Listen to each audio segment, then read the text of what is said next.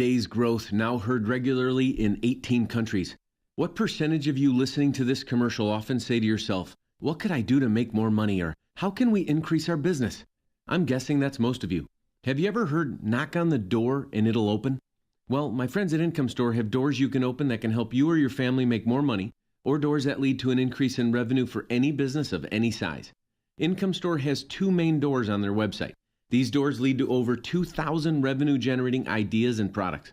Although a few of their products are pricey, 90+% of their growth formulas are delivered free or nearly free. Income Store's growth products and ideas have been publicized and featured on Forbes, Inc., USA Today, and recently the Biography Channel. Could your household or business use a revenue shot in the backside? Are you sick of your checkbook talking back and saying no? If so, you need to knock on the doors of IncomeStore.com. That's IncomeStore.com. 5:10 and a check of the roads this early morning. And trouble in our alarm detection systems traffic center with Jim Talamonte. Good morning, Jim. That's right, Mike. Good morning. The outbound Ryan Expressway has the exit to the Skyway blocked. Had the expressway entirely shut down for quite some time. It has at least partially reopened now between 63rd and the Skyway. But what happened is this. Around 2 a.m., or just after, a semi rolled over and crashed on the ramp from the outbound Ryan to the Skyway. A bunch of sporting goods spilled, also a fuel spill. That now has been secured by hazmat crews. At this point, we have the exit to the Skyway blocked and also the on-ramp from 63rd blocked with emergency vehicles. But what light traffic there is able to get through at the moment. But we're keeping an eye on this because things seem to be changing moment by moment on the outbound Ryan. The inbound side is unaffected. All lanes are open, and we're not seeing any significant delays. The other expressways and tollways look pretty good. We have some residual delays on the CTA Blue Line after mechanical issues on a train in Harlem, and on the Green Line after signal issues near Ashland. Traffic, service of CC's. Now at CC's, party with the new stuffed crust trio. Bacon stuffed crust, a new grilled cheese stuffed crust pizza. Join the original pepperoni. The stuffed crust parties on the unlimited buffet for just $5 and change. CC's prices may vary for a limited time only. Traffic answers when you need them most. I'm Jim Talamonte on AM 560, The Answer. Chicago's Morning Answer starts next. Your official Chicagoland weather forecast from the aircomfort.com Weather Center, providing the right climate for business since 1935. Here is our meteorologist, Kevin Snyder. Turning cloudy and humid today with a high 85, then a humid night with a couple of showers and a heavy thunderstorm, low 72. Breezy tomorrow with sun and clouds with a shower or thunderstorm in the area, high 83. I'm Kevin Snyder on AM 560, The Answer. Currently in Chicago, we have mostly clear skies, 68 degrees at O'Hare, 71 along Chicago's lakefront. Our next news update is at 5:30. Chicago's Morning Answer with Dan and Amy starts now on AM 560, The Answer. Are you sure your business is being seen online? Visit beingseen360.com to discover how being seen online can improve traffic, leads, and sales. beingseen360.com. This is Chicago's Morning Answer with Dan Proft and Amy Jacobson on AM 560, The Answer.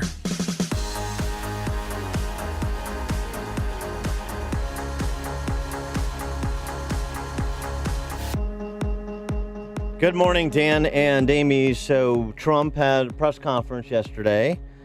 Talk about infrastructure, job creation, and how did it end, Dan? Also to the decision that he made was to relitigate the statement that he made about the Charlottesville attack on Saturday.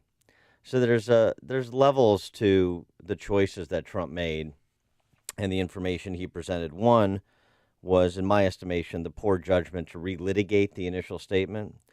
And two, that poor judgment was compounded by the way in which he chose to relitigate that initial statement and characterize the events in Charlottesville over the weekend with the neo-Nazi and white supremacist protesters, as well as the Antifa anti-fascist counter-protesters. Here is Trump reasserting the both sides case. Define alt-right to me. You define it. Go ahead. Well, I'm saying, define it for me. Come on, let's go. Define Senator McCain defined them as the same group. Okay, what about the alt-left that came... Excuse me. What about the alt-left that came charging at the, as you say, the alt-right? Do they have any semblance of guilt? This is Senator McCain's statement. Let me ask you this. What about the fact they came charging with clubs in their hands, swinging clubs? Do they have any problem? I think they do. So, as far as I'm concerned, that was a horrible, horrible day. Wait a minute. I'm not finished. I'm not finished, fake news. That was a horrible day. Same level as I will tell you something. I watched those very closely, much more closely than you people watched it. And you have you had a group on one side that was bad, and you had a group on the other side that was also very violent. And nobody wants to say that, but I'll say it right now. You had a group on the other side that came charging in without a permit, and they were very, very violent. 312-642-5600, turnkey.pro answer line, 64636-DA, turnkey.pro text line. Take either prong of what I've suggested, that it was a poor choice to relitigate this, and secondly, it was compounded by how he chose to relitigate it. Well, and also, body language says a lot, and I'm sure you've seen the isolated shots, ISO shots of General Kelly, his communications, or his chief of staff, just arms folded, looking down, thinking, oh my, it was 15 minutes of hell for me to watch that because it was embarrassing. And he went back to his first statement, which he made on Saturday, which means to me that he's catering to his base. That's all. I mean, you have two, yes, both sides were violent, but one was homicidal. Was Heather Hayes the victim? Was she armed with anything? Heyer. Heather Heyer? No, she wasn't. She wasn't even armed with a sign. She was just standing there in solidarity with people protesting the alt-right groups. Well, I don't think that's what he's missing. That one side was more violent than the other, as both are very comfortable using violence, and which makes both of them evil, using violence in furtherance of a toxic ideology. Here's what he misses. It's this false equivalence. And this is the part where he missed an opportunity, because I don't know that he's given this a lot of thought. So he just looks at this in real time to compare and contrast what people did at one moment on Saturday without historical context. And the historical context is this. White supremacy and neo-Nazism means something different than your run-of-the-mill thugs that we've seen throughout our country's history, too, whether it's the Bill Ayers and Bernadine Dorn underground, the Weathermen of the 60s, to the Antifa thugs today. But white supremacists, it harkens back to, of course, this country's original sin, slavery.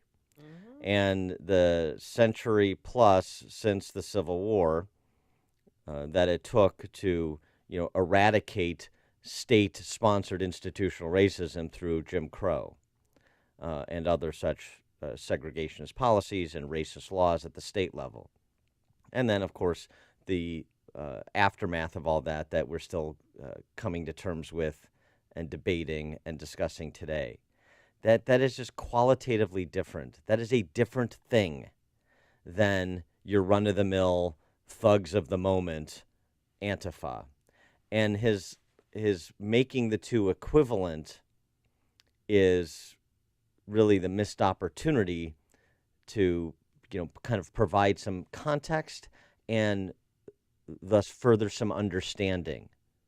And also to get, the concession that, yeah, these Antifa thugs are thugs too. Right. But that there's thugs of a different order that have a different historical meaning, and that needs to be communicated.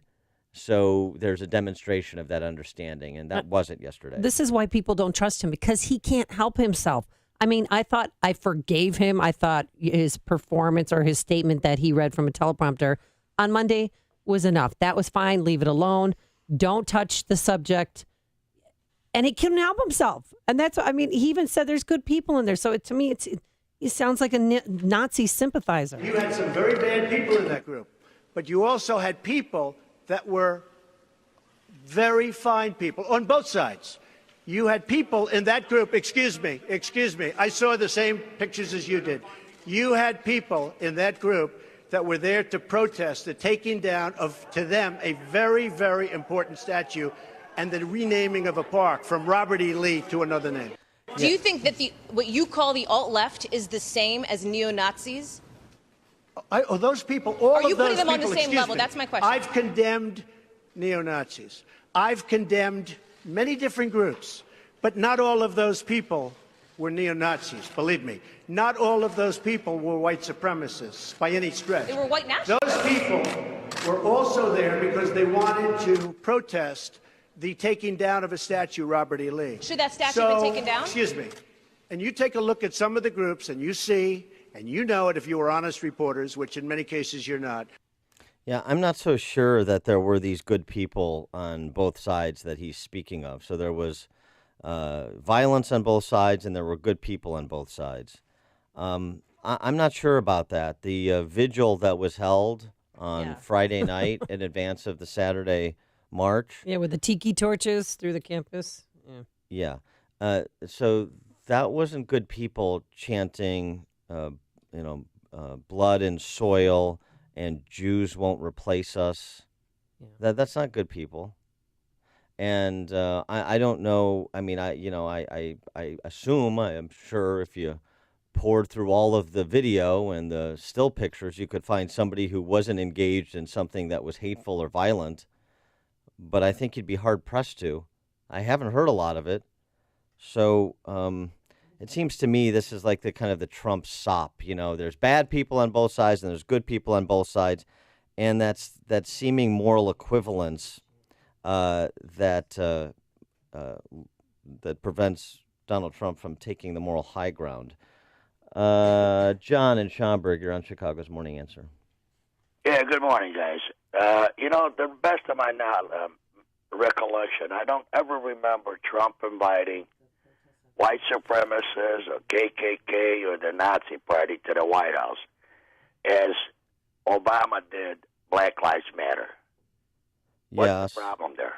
Well, there's two problems there. One is, thanks for the call, John. One is Black Lives Matter isn't the KKK. Again, historical context. Number two is that Obama invited Black Lives Matter to the White House. Number three is that, and this is Jason Riley's piece in the Wall Street Journal this morning, Trump follows Obama's example of moral equivalence. If you want to rightly criticize President Obama for being morally equivalent with respect to Black Lives Matter and Dallas police officers, his speech at the memorial service for those five Dallas police officers who were assassinated, and then also referencing, as he did at the time, too many instances of what appears to be police officers interacting with individuals, primarily African American, often poor, in ways that raise troubling questions. This is what he said at the memorial service. So if you want to be critical of President Obama for saying those things at the memorial service, for making that false equivalence, then you have to hold Donald Trump to a similar standard, don't you? I think you do. Randy in Elkhorn, Indiana. Hey, the guy who pulled the permits for the white supremacists? My wife tells me that his background was from the liberal left. Just last year, he was liberal left and part of the Black Lives Matter movement. And yeah, I don't think that's right. He said it's not. Okay. Thanks for the call, Randy. I saw a story like that where there was something that was circulating around the internet, and that ultimately was recanted by those that were circulating. I don't think there's any evidence to suggest that, and so this kind of being like some false flag operation to delegitimize Trump, I don't think so. Okay. Before you see it on TV, share it on Facebook, or read about it in the paper. Hear it here first. This is Chicago's Morning Answer on AM 560. The Answer. Coming up next, Republicans, people from the party react to President's going rogue press conference that he had yesterday. But first, here's your forecast. Oh, and we'll take more of your phone calls. 312-642-5600 is your turnkey.pro answer line. 64636. Type in DA, then a quick comment. Sunshine today. seasonably warm, humid, a high of 85 degrees. Then tonight we have a couple of showers, possible heavy thunderstorm. And for Thursday, we're going to have warm conditions and a possible thunderstorm in spots, a high of 83. Let's get into the alarm detection systems traffic center. I hear there's some sports equipment on the roadways, Jim Telemonte. Yeah, need some baseball gloves. Yeah, I need free stuff. I like free stuff. Yeah, well, don't we all? Good morning. Good morning, Dad. Well, the good news from a traffic standpoint is the outbound Rhine is open. The roadway was essentially shut down for quite some time. What happened was this: around 2 a.m., a semi rolled over on the ramp to the Skyway from the outbound Rhine. That ramp is still closed. So is the on-ramp from 63rd, with emergency vehicles still there. The cleanup is ongoing. There was also a hazmat situation because there was a fuel spill.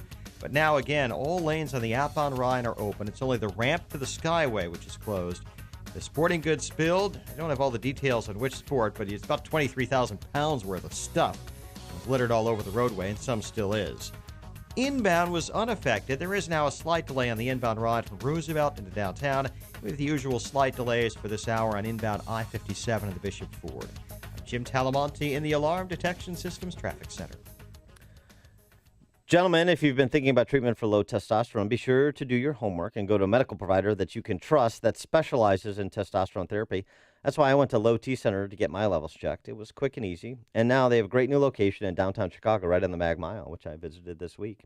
If you've noticed a decline in energy, stamina, or motivation, you may have low testosterone. Low T levels make you feel tired and grumpy, can raise your cholesterol, and even cause weight gain. At Low T Center, services covered by most health insurance. And you'll find out your results in minutes. So, guys, if you've been thinking about treatment for low T, choose my friends at Low T Center, now with a location in downtown Chicago on the Mag Mile at 625 North Michigan Avenue. You can skip up to Michael Jordan's place in the Hotel Intercontinental for a little lunch. It sounds like a lovely day. Doesn't it? Mm-hmm. Call 312-239-3427. Tell them Dan Prof sent you. That's 312-239-3427. Call now or visit them online at lowtcenter.com. If your roof is needy, if your roof is leaky, call Grumweedy. If your roof isn't right after it's stormy and shingles are curly, call Grumweedy. If your roof is looking needy, call Crumweedy. This is Mark Olson of Crumweedy. And I'm Greg Olson from Crumweedy. We are a third-generation family-run business. We've been doing Chicagoland roofs since 1953. You really can't do that unless you do really amazing roofs. We share the same conservative values as you, and we really want to do your roof. Here's what you can expect. First, no high pressure. You make the choice. Whatever option you choose, count on getting a roof that lasts at a fair price. You see, application is really the key. We follow the manufacturer's specifications so your warranty is intact.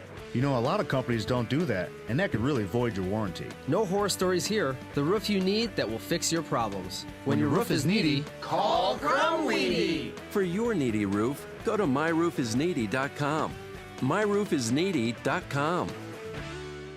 Investment advisory services offered through Goldstone Financial Group, LLC, an SEC-registered investment advisor. Hey, would you buy a house without looking inside? Well, of course not. Shouldn't you be just as diligent when choosing a financial advisor? Hey, it's Sean Hannity here, and just as a house is more than four walls, well, a financial advisor is more than just a nice office. What's their background? Do they work in your best interest as a fiduciary? What's their financial specialty? You want to know all these things because the chances are, over your lifetime, you're going to trust them with far more than the value of your home, because knowledge and experience count for a lot in retirement income planning. Here in Chicago, you need to know brothers Anthony and Michael Pellegrino, founders of Goldstone Financial Group. Now, you've probably seen them on their show, Securing Your Financial Future, Sunday mornings on CBS 2. Call them right now, 800-620-9697. Start securing your financial future, 800-620-9697. Discover Westmont, a community nestled in the heart of DuPage County. With top-notch schools, beautiful affordable housing, and excellent dining and shopping, Westmont makes a great place to live, work, and play. Choose Westmont. Discover how your business can flourish and grow with a wonderful central location providing rapid access to Chicago's key expressways, airports, and many family-friendly amenities. Add quick transportation on the Burlington train line, and that means simple and easy travel for everyone. Westmont is committed to working collaboratively with you to facilitate inquiries worries about your family or business relocation. We'll help your company navigate to Westmont for a great experience. Call Larry Forsberg at Westmont Economic Development at 630-824-9337. That's 630-824-9337 to find out about incentives that can help you plan your development, relocation, or expansion. Discover all Westmont has to offer. For more information, visit ChooseWestmont.com. That's ChooseWestmont.com. AM 560, The Answer. A couple of texts. 312, Dan, I'm with Trump on this one. Text from 815, he condemned the hateful speech. He also condemned the actors of violence. People should call in. I'd love to have a conversation with them about that. We're going to tweet Dan. They're going to call him a racist no matter what he says. It's nice having at least one Republican with a backbone in this country. It's not about what they call him. The people who call him a racist no matter what he says, that's not a defense. Because it's about people that are independent thinkers and thoughtful on the topic who are not comfortable with the approach that he's taking, who are not inclined to call him a racist no matter what he says, but are listening to what he says. See, that's the difference. And that's the cohort that he has to have behind him if he's going to be a successful president.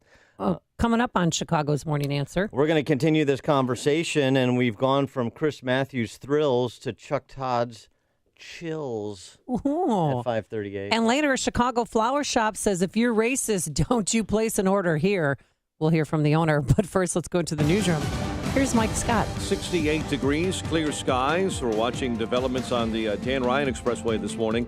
On the outbound lanes of the Ryan to the Chicago Skyway remaining shut down right now after a truck rolled over and leaked diesel fuel. Jim Talamonte with details on that big morning slowdown in our alarm detection systems traffic center in just a moment.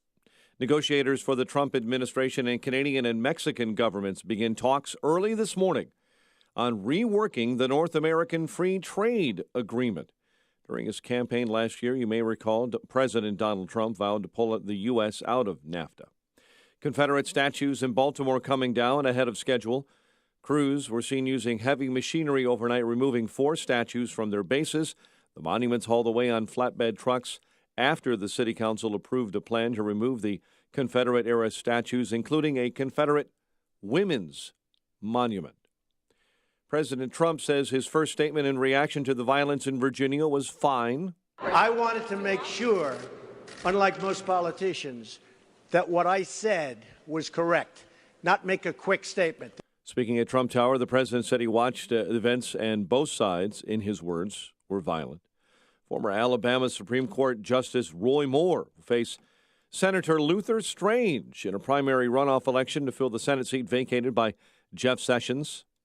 The attempt by the silk-stocking Washington elitists to control the vote of the people of Alabama has failed. Moore, an evangelical Christian who was removed from the bench for refusing to remove a Ten Commandments monument from the courthouse grounds, did not gain the 50% needed to avoid a runoff. That Powerball jackpot growing $430 million. Ticket sales are swelling in advance of Wednesday's drawing. Texas lawmakers are killing a bill to restrict transgender people from certain bathrooms in schools and public buildings. The bill did have the support of Governor Greg Abbott and Lieutenant Governor Dan Patrick. Wells Fargo's board of directors making history by naming a woman chair. The board yesterday naming Elizabeth Duke to be the first woman chair of a top U.S. bank. She's a former Fed Reserve governor. The Illinois House will vote on an education funding plan. Just not the plan the governor vetoed. Lawmakers are due back at the Springfield Capitol at noon today. Police in the suburbs are searching for a man who took cell phone pictures of a mother and daughter at a Target store. The man took those pictures Sunday morning at the store on Rand Road. The mother confronted that man about it, and he ran off, driving in a red Toyota. Arlington Heights police are asking us this morning to ask anyone with information to call them. Scooter Gennett's sac fly drove in Joey Votto, breaking a scoreless tie in the 8th, and the Reds go on to beat the Cubs 2-1.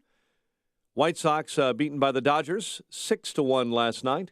The News is a service of Office Depot and Office Max.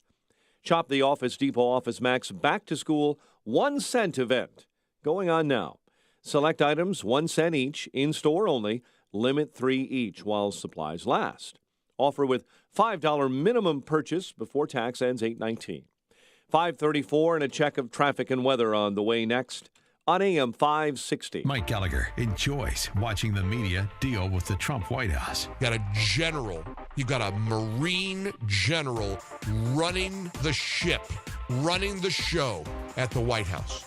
And that infuriates the Trump-hating media. I'm not kidding you. They're comical. They're comical. The Mike Gallagher Show. Weekdays at 9, right before Dennis Prager at 11 on AM 560. The Answer.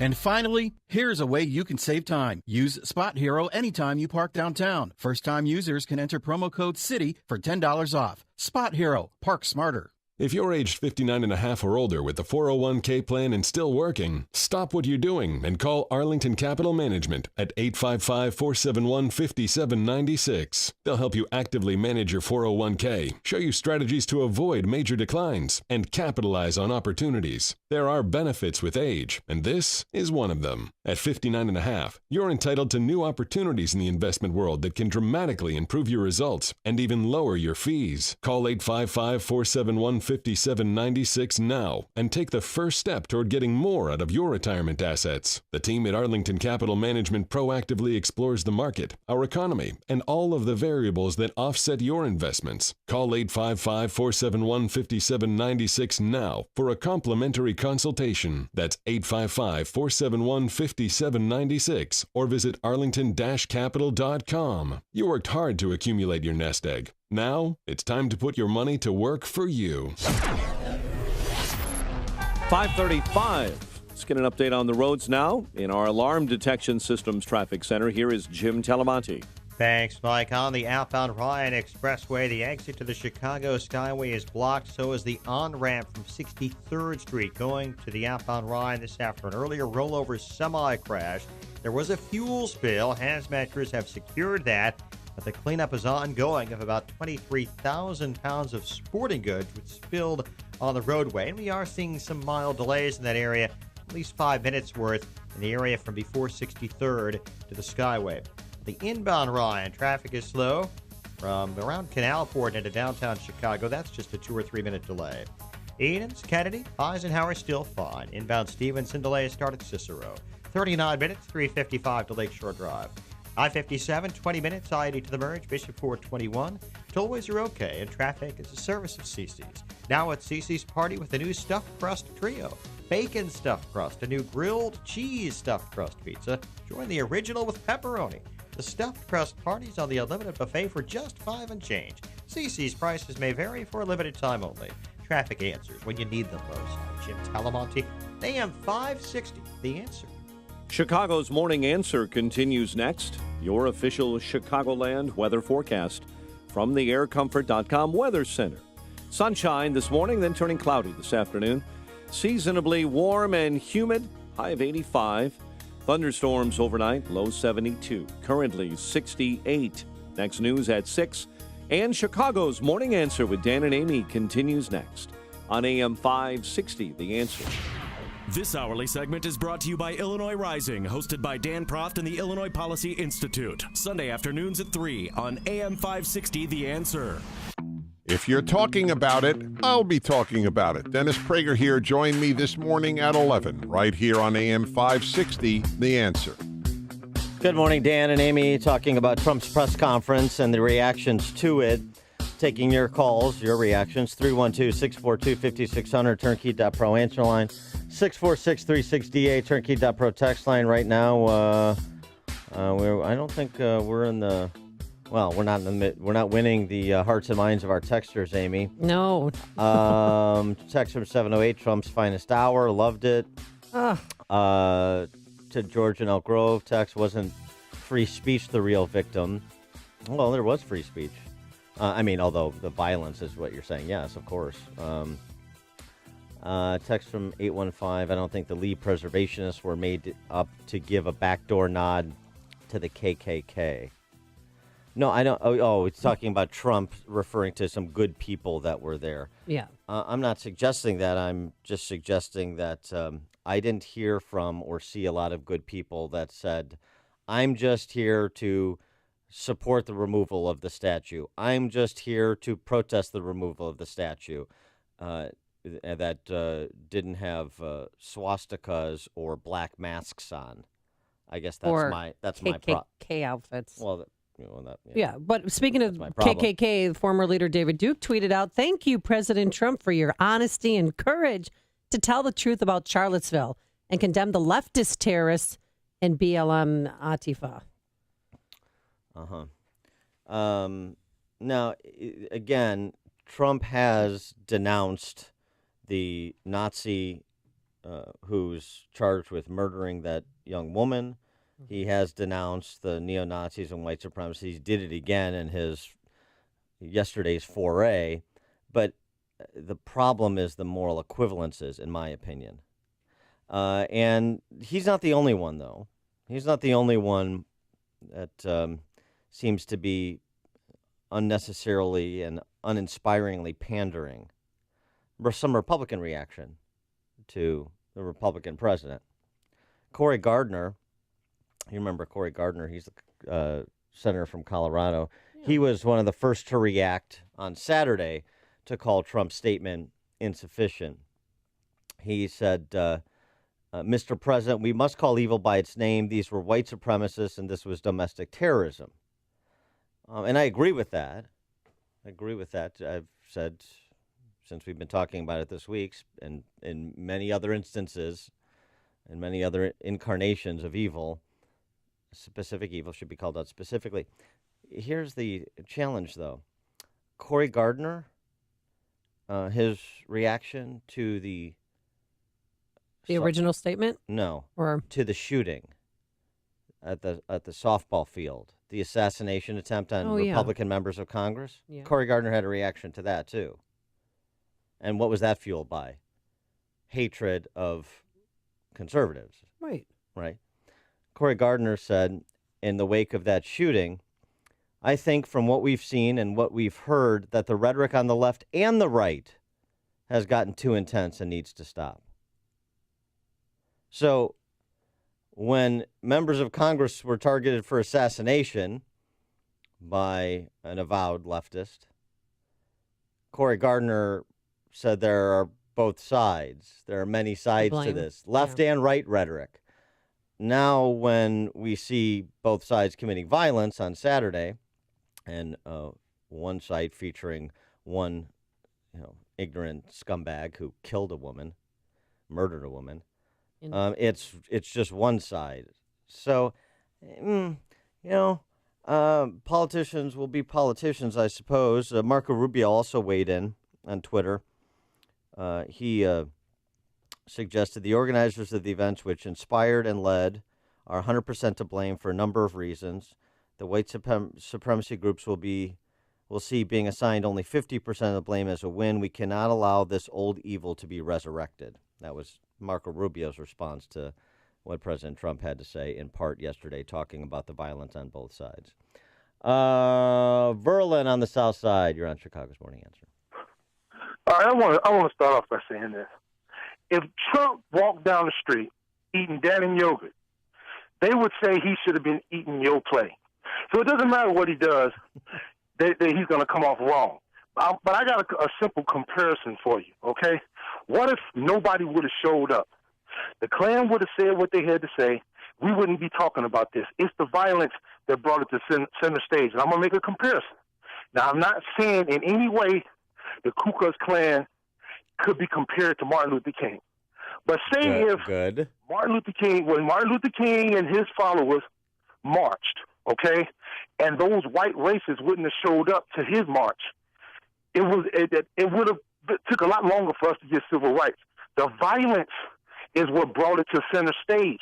People need to understand if the people that showed up, and I am comparing the white racists from back in the 60s to the protesters of Black Lives Matter, the counter protesters, Black Lives Matter, Antifa, and whoever else, the black nationalists. If those people wouldn't have showed up to commit violence, this wouldn't be talked about. It's just that simple. It's the violence. And Donald Trump is right. It's the violence is what's bringing this to center stage, Dan. Well, there's no question that both sides were spoiling for a fight. Yeah, they were both fixing for a fight. But the thing is, and the police chief there said, they asked him if one side was more violent than the other. And he said that both were violent, but the white nationalists didn't follow the plan, and hundreds entered from different prohibited areas of the park. Well, yeah, okay, well, right. Well, that's a fact. That's something concrete that he said. This is the only difference.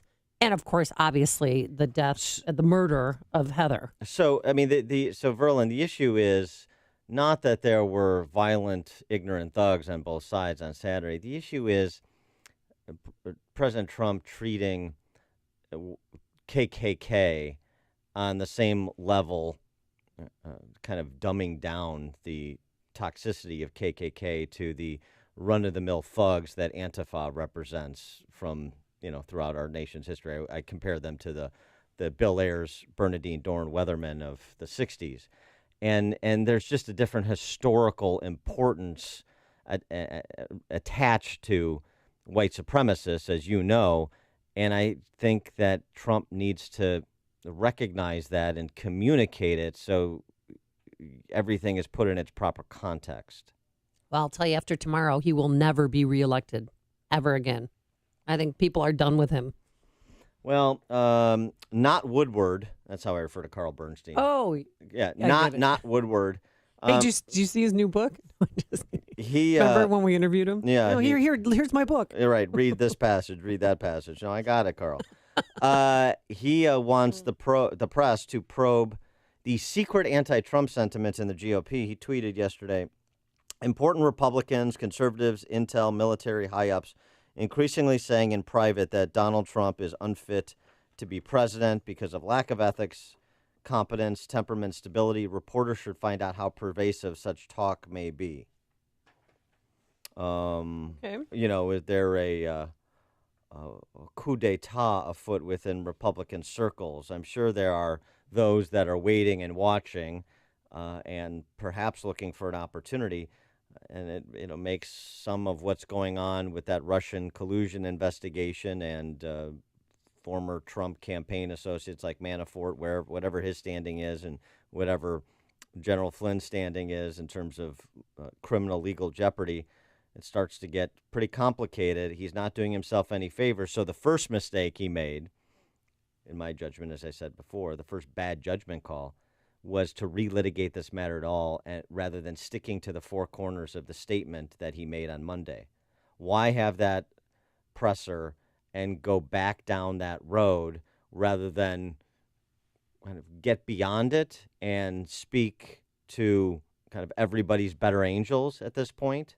Because he can't control himself, and it was campaigning Trump. That may be the answer. And he loves to bash the media, and the media was standing right there in front of his face. He couldn't help himself. And that's why I don't think people trust him. Well, and that's why I don't think he's going to win another election ever. Well, I mean, he hijacked the Republican Party. He did. He saw an opening and thought, you know what? I'm going to do this. I've donated Hillary. She might win, so I'm going to run against her. No, he didn't hijack the Republican Party. He didn't take anything. He won. Okay. So he didn't hijack it. That's the kind of the lexicon of the establishment that allow the Republican Party to become so listless and feckless that it presented an opportunity for a populist demagogue like Trump to enter and be successful. It's a different thing. The Republican Party has made its own bed on some of these matters, which is why some of the hand-wringing after the fact and some of the piling on to curry favor with the D.C. press corps doesn't hold any weight with me either. I don't see a lot of white hats in this story. I don't see a lot of inspired commentary from the political class and certainly the D.C. press corps.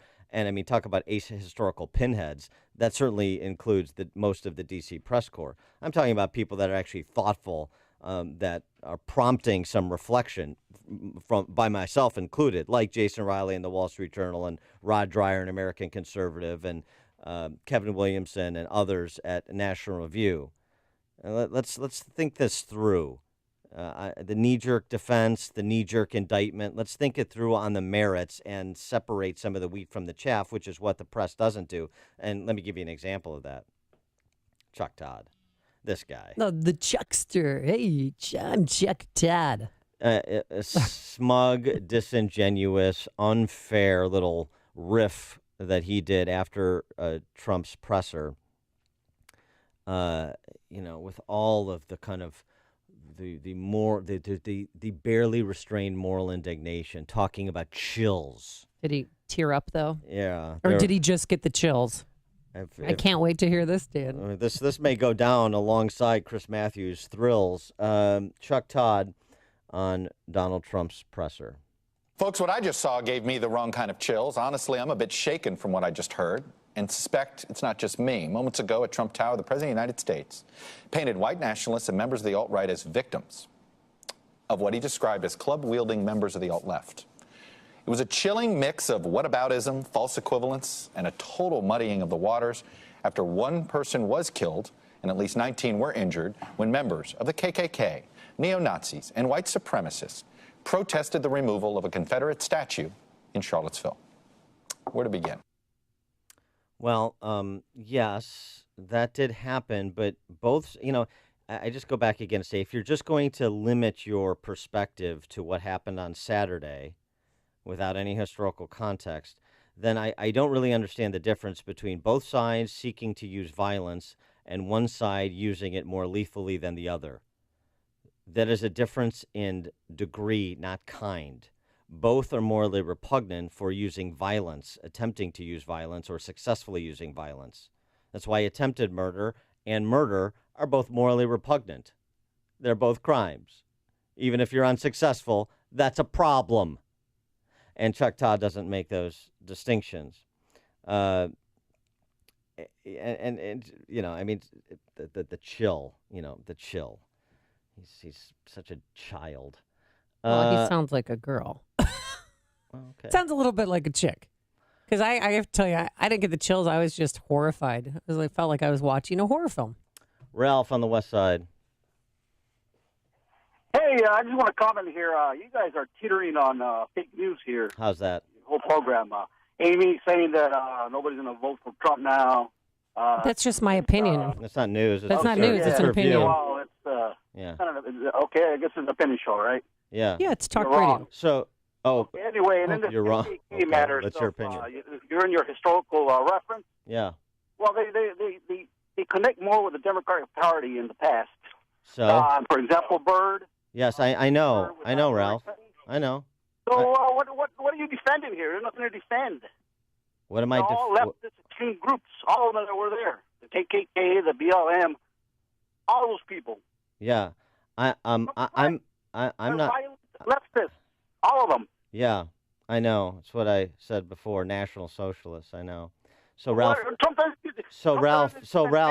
Ralph. And that's why Trump is right. Okay, thanks for the call, Ralph. The MAGA hat is on a little tight, Ralph. So loosen it up and listen. Fake news. That's not an argument. You're wrong. That's not an argument. The knee-jerk stuff is not compelling to me. And let me tell you something. If Trump is going to lose people like me, then he's got a real problem. So button it up, knee-jerk Trump supporters that take in everything he says or does uncritically, because you're going to find your president incapable of achieving anything he said he was going to achieve on a policy front to actually improve your lives. You're going to see the Republican Party turned out in 2018, and those people of the left ascendant.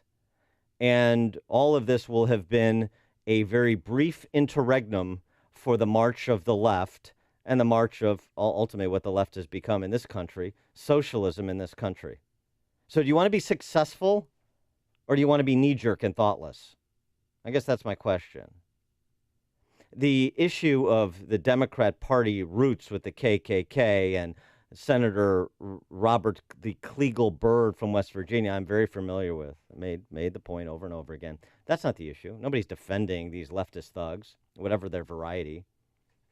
The issue is Trump's understanding and communication of said understanding about this country's history, so there's an appreciation for the differences between white supremacists and neo-Nazis, and again, for the third or fourth time just in this hour, and the run-of-the-mill leftist thugs that come and go throughout the annals of history. The original sin of this country, slavery, and the 100 years of state-sponsored racism through Jim Crow and segregationist laws. That's a different thing. That's a different thing. All you need to do is recognize it and appreciate it and respect the mistakes that we've made as a nation and the strides that have been made over the last half century, and distinguish that between what you saw on Saturday. And it just is not that difficult to communicate. As I said, if Trump would have stuck to the four corners of his statement on Monday, we wouldn't be having this conversation today. But he didn't, and that was his choice. And it turned out to be a poor one. Jay in Clarendon Hills, you're on Chicago's Morning Answer. Good morning, Dan. Good morning, Amy. Amy, I do disagree that, Trump, won't get reelected. And, that's not why I'm calling. I'm calling to say that this world, we're in such a bad place. And I don't know what's going to happen tomorrow. And I look at these pictures, and, people are talking, all these talking heads, and I was watching Fox and Friends a little while ago, and they had a Democratic strategist and a Republican strategist. They were both black, and the Republican strategist, he was crying. He had tears in his eyes, and it broke my heart. And I thought, I'm looking at these pictures. I mean, we're burning the flag. We're taking a knee. The people are beating the heck out of each other. We have to pay attention. But in the media, that's all they do is they stir the pot to make it worse. It's like, did you ever watch the Seinfeld show where he opens up with the monologue saying that they're talking about the laundry with the bloodstains on it, and Jerry's like, if you've got bloodstains on your laundry, maybe laundry isn't your biggest problem. I mean, the problem here is the country. You know what I'm saying? It's like there's a lot of anarchy going on right now. I feel like it's coming apart. Yes, it's really falling apart, and I hope it doesn't get worse. But I fear that. I just look at the pictures of these people tearing down statues and hating on each other, and it's we need peace. And here's the thing: I voted for Donald Trump because I'm not a bigot, I'm not a racist, but I feel like one now. I feel like one not because of what he said, but because of the way the media portrays him. And I think he's got very poor choice of words. But I voted for him because I want him to fix the inner cities. I want him to help the black people. I'm tired of hearing about these drive-bys where these kids are at birthday parties and bullets go through their window. And I honestly feel like the Democrats use them as pawns, as voting block. And so that's where I'm coming from. But I feel every day like it's Groundhog Day. And sometimes I ask myself, what am I in this? You know how like the girl goes out with the dumb guy that's really awful to her, and everyone can see what a jerk he is, but her. Yeah. Like, did I vote for the wrong guy? I don't think so. Jay, I'm sorry. Jay, we got a break, but I appreciate the call. Thank you. You're listening to Chicago's Morning Answer with Dan Proft and Amy Jacobson on AM 560. The Answer. 5:57. Let's check the roads and the Alarm Detection Systems Traffic Center with Jim. On Ryan has delays 63rd to the Skyway. The exit ramp to the Skyway remains closed after an overnight crash, fuel spill, and spilled load. 20 minutes out to 95th. Inbound, it's about 22 minutes. Fairly routine on the other expressways and tollways. Traffic is a service of Dove Men Plus Care. You hear that 91% of guys that use Dove Men Plus Care antiperspirant recommend it. Dove Men Plus Care user Rob said it's like the Hoover Dam, but for his armpits. Well, if it can hold back that much sweat, Rob, must be good. Pick up some new Dove Men Plus Care antiperspirant for yourself at your local retailer. Traffic answers when you need them most. I'm Jim Talamonte on AM 560, The Answer. Chicago's Morning Answer continues after a full update from Fox News and your official Chicagoland weather forecast from the aircomfort.com Weather Center. Here's meteorologist Kevin Snyder. Today, some sun, then turning cloudy. Seasonably warm and humid with a high 85. Cloudy, warm, and humid tonight with a couple of showers and a heavy thunderstorm with a low 72. I'm Kevin Snyder on AM 560, The Answer. 69 degrees officially at O'Hare, 71 along the lakefront. The News Service of Account temps In today's economy, highly skilled accounting and finance professionals can be hard to find. As the leader in specialized temporary staffing, Accountemps provides top accounting and finance talent where and when you need it the most. Visit Accountemps.com. Accountemps is a Robert Half company. 5:59. Here are the stories we're following on AM 560, The Answer. Reaction of President Trump to an incident in Charlottesville, Virginia over the weekend being felt again in Chicago yesterday as protesters crowded the streets between Federal Plaza and Trump Tower. The Illinois House is expected to vote on an education funding plan at noon at the Capitol in Springfield today, just not the plan the governor vetoed. Police in the northwest suburbs are searching for a man seen taking cell phone pictures of a mother and daughter at a Target store over the weekend. And Chicago man's been ordered to pay restitution and seek mental health treatment for vandalizing a synagogue in the city's Loop Business District last February. Reds edge the Cubs 2-1, while the Dodgers score 5 in the 7th, defeat the White Sox 6-1. Sunshine this morning, clouds this afternoon, 69 now. More Dan and Amy after Fox, WIND, Chicago News Time, 6 o'clock. His blame on both sides gets criticized by both parties. I'm Dave Anthony, Fox News. What about the alt-left that came charging at the, as you say, the alt-right? Do they have any semblance of guilt? President Trump said not everyone protesting on one side was a white supremacist in Charlottesville, Virginia, Saturday, and counter-protesters on the other side also got very violent. And there's a lot of reaction to that. Fox's Rachel Sutherland live in Washington. Dave, Democrats and Republicans are criticizing President Trump for saying there was blame on both sides of the violent clashes at a white nationalist demonstration. House Democratic leader Nancy Pelosi says the president's comments ignore the abhorrent evil of white supremacism. Members of the president's own party also speaking out. House Speaker Paul Ryan tweeted, "White supremacy is repulsive. This bigotry is counter to all the country stands for. There can be no moral ambiguity." Dave? Rachel, there will be a memorial this morning for the woman killed in Charlottesville, where Fox's Evan Brown is live. Dave, today's memorial for Heather Heyer is open to the public and will be at Charlottesville's Paramount Theater, just steps away from the street corner where she lost her life. Marissa Blair was a co-worker of hers. She's just a warm soul, and she believed in equality, and she didn't want hate. And a lawsuit's been filed by some surviving victims against white nationalist organizers of Saturday's rally, and they've also named James Alex Fields as a defendant. He's the accused driver of the car. The lawsuit is seeking $3 million, Dave. Yeah, but the president was up early tweeting, taking a shot at Amazon for doing great damage to tax-paying retailers. He also congratulated Roy Moore and Luther Strange, the top two vote-getters in Alabama's Republican Senate primary. The president endorsed Strange, who was appointed to replace Jeff Sessions. We're the two newest people in the government to Washington. I've been there 1 month less than he has. We both share a lot of the same frustrations. He'll be in a primary runoff next month against Moore, Alabama's former state Supreme Court Chief Justice. Fox News, fair and balanced. Why have over 3 million guys switched to Harry's razors? Because at Harry's, we give you less. We make just one razor with 5 German-engineered blades. Ding! All you need for a smooth and comfortable shave. And we got rid of upcharges.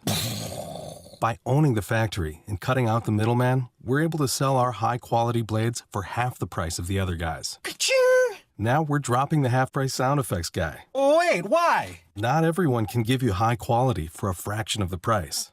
Harry's. One perfect razor. None of the extra noise. As a special offer for radio listeners, get an $18 shave set with an added bonus for free when you visit harrys.com and use code 4545 at checkout. Just cover a few bucks for shipping. That's harrys.com, code 4545 for a free shave set offer. Again, it's harrys.com, code 4545. Please note, no sound effects guys were harmed in the making of this radio recording. ChicagoRadioDeals.com has partnered with 2 amazing gun establishments to bring you a full curriculum of training lessons. To the north in Lake Villa is Red Dot Arms, offering a Refuse to be a Victim seminar, which teaches basic skills for developing a strategy for your personal safety. Pair that with a home and firearm safety course. It's a non-shooting class that teaches you the safe handling and storage of firearms. You can also set your sights on all the details at ChicagoRadioDeals.com. Now, to the south we go in Bolingbrook, the range at 355. This state-of-the-art shooting range Features electronic programmable targets and pure air filtration. Grab a deal for 12 hours of range time at $396 value for only $195, plus a 16-hour, 2-day Illinois concealed carry class for only $100. Find out all the details only at chicagoradiodeals.com. Does how you feel interfere with your lifestyle? Take control before it does. Harvard Medical recently published a paper on how to decrease your risk of cancer, heart disease, blood pressure, diabetes, bowel and vision problems. The answer, backed by dozens of studies, is not vitamins. It's eating more fruits and vegetables in their whole, complete form. 4 simple tips that I've used with my patients over the years are: 1. Keep fruits and vegetables where you can see them readily. 2. Get crazy. Explore the produce aisle and choose something new. 3. Make it a meal. Try new recipes that include more vegetables and fruits. And the easiest of all, to get the complete nutrition of 31 different fruits and vegetables every day, take Balance of Nature. What are you waiting for? Don't miss your opportunity to get a free month supply of Balance of Nature. Call 1-800-2468-751 or go to balanceofnature.com. Use promo code Chicago. Yes, indeed. Summertime. Another hot one. Wait, gonna be a little bit cooler today. Back to hot. Gonna be windy. Maybe a thunderstorm mixed in for good measure. Up and down and up and down. The climate is always changing. Your company's heating and cooling system really gets a workout in Chicagoland. Be ready for anything this summer. Call Air Comfort and get your business's cooling system tuned up and running at peak performance. You see, the Air Comfort problem solvers can find small problems before they become big problems. Plus, proper maintenance will keep your system from wasting energy and money. Air Comfort will make sure your equipment is clean and obstacle-free. And if your chiller is about to or has stopped working, they can install temporary solutions to keep you cool while the long-term fixes are put in place. The key to keep your climate from changing is preventative maintenance, and Air Comfort can help. Schedule a comprehensive assessment of your mechanical system today. Call 708-345-1900 or visit aircomfort.com. Air Comfort, providing the right climate for business since 1935. Hi, I'm Jay Farner, CEO of Quicken Loans. Every day people ask me, Jay, did I miss out? Have the rates gone up? The answer is no. Rates are still low, and it's a perfect time to refinance your home, especially if your mortgage rate is higher than 4.25%. If you'd like to lower your interest rate and save thousands of dollars in interest without starting over on a new 30-year loan, a Quicken Loans Yorgage is what you're looking for. With our exclusive Yorgage, you can choose a term that works best for you, anywhere from 8 to 30 years. The rate today on an 8-year Yorgage is 3.25%, APR 3.75%. For 7 years in a row now, J.D. Power has ranked Quicken Loans highest in the nation for customer satisfaction for primary mortgage origination. And for the 4th year in a row, they've also ranked us highest in the nation for mortgage servicing. Call us today at 800-QUICKEN or go to quickenloans.com. That's 800-QUICKEN. For J.D. Power award information, visit jdpower.com. Call for cost information and conditions. Equal housing lender. Licensed in all 50 states. NMLSconsumeraccess.org number 3030. The number one fear amongst retirees today is running out of money in retirement. And that's with good reason. Because the last thing you want to be is 75 years old, full of life, and flat broke. Hi, this is Tom Fortino, host of the Alpha Wealth Hour, heard every Saturday at 9 a.m. here on AM 560. Today, we're living longer than ever before, so your retirement savings has to last 2, 3, even 4 decades. So how do you safely generate more income in retirement without risking everything you've worked for in the stock market? And what can you do to help ensure you never run out of money in retirement? The answer's in our free retirement income planning packet. It's packed full of little-known strategies on how to generate income in retirement, getting the most from Social Security, minimize taxes, and reduce the risk of outliving your income. You don't need to take unnecessary risks to generate income in retirement, and I'll prove it to you. You have a lot more options to generate income in retirement. You just didn't know they existed until now. Call the Alpha Wealth Group, 630-519-4742, right now to receive your free report. That's 630-519-4742. Investment advisory services offered through Retirement Wealth Advisors, Inc. There's a place where you can get custom metal products. If you manage a commercial kitchen, hotel, condo building, or food-grade manufacturing plant, then no matter the type of metal or size of the project, the skillfully trained fabrication team at Vans Industrial has you covered. Hi, I'm Dave Van Camp, president of Vans Industrial. Custom metal fabrication is the backbone of my company. We fabricate stainless steel countertops, wall coverings, hoods, landscape planter boxes, industrial fan housings, and more. Vans Industrial uses all types of alloys like carbon steel, aluminum, brass, and polished stainless steel.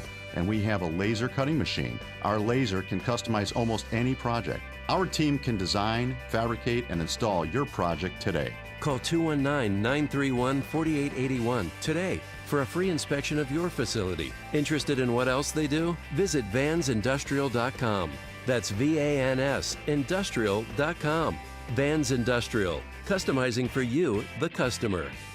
Are you sure your business is being seen online? Visit beingseen360.com to discover how being seen online can improve traffic, leads, and sales. beingseen360.com. This is Chicago's Morning Answer with Dan Proft and Amy Jacobson on AM 560. The Answer.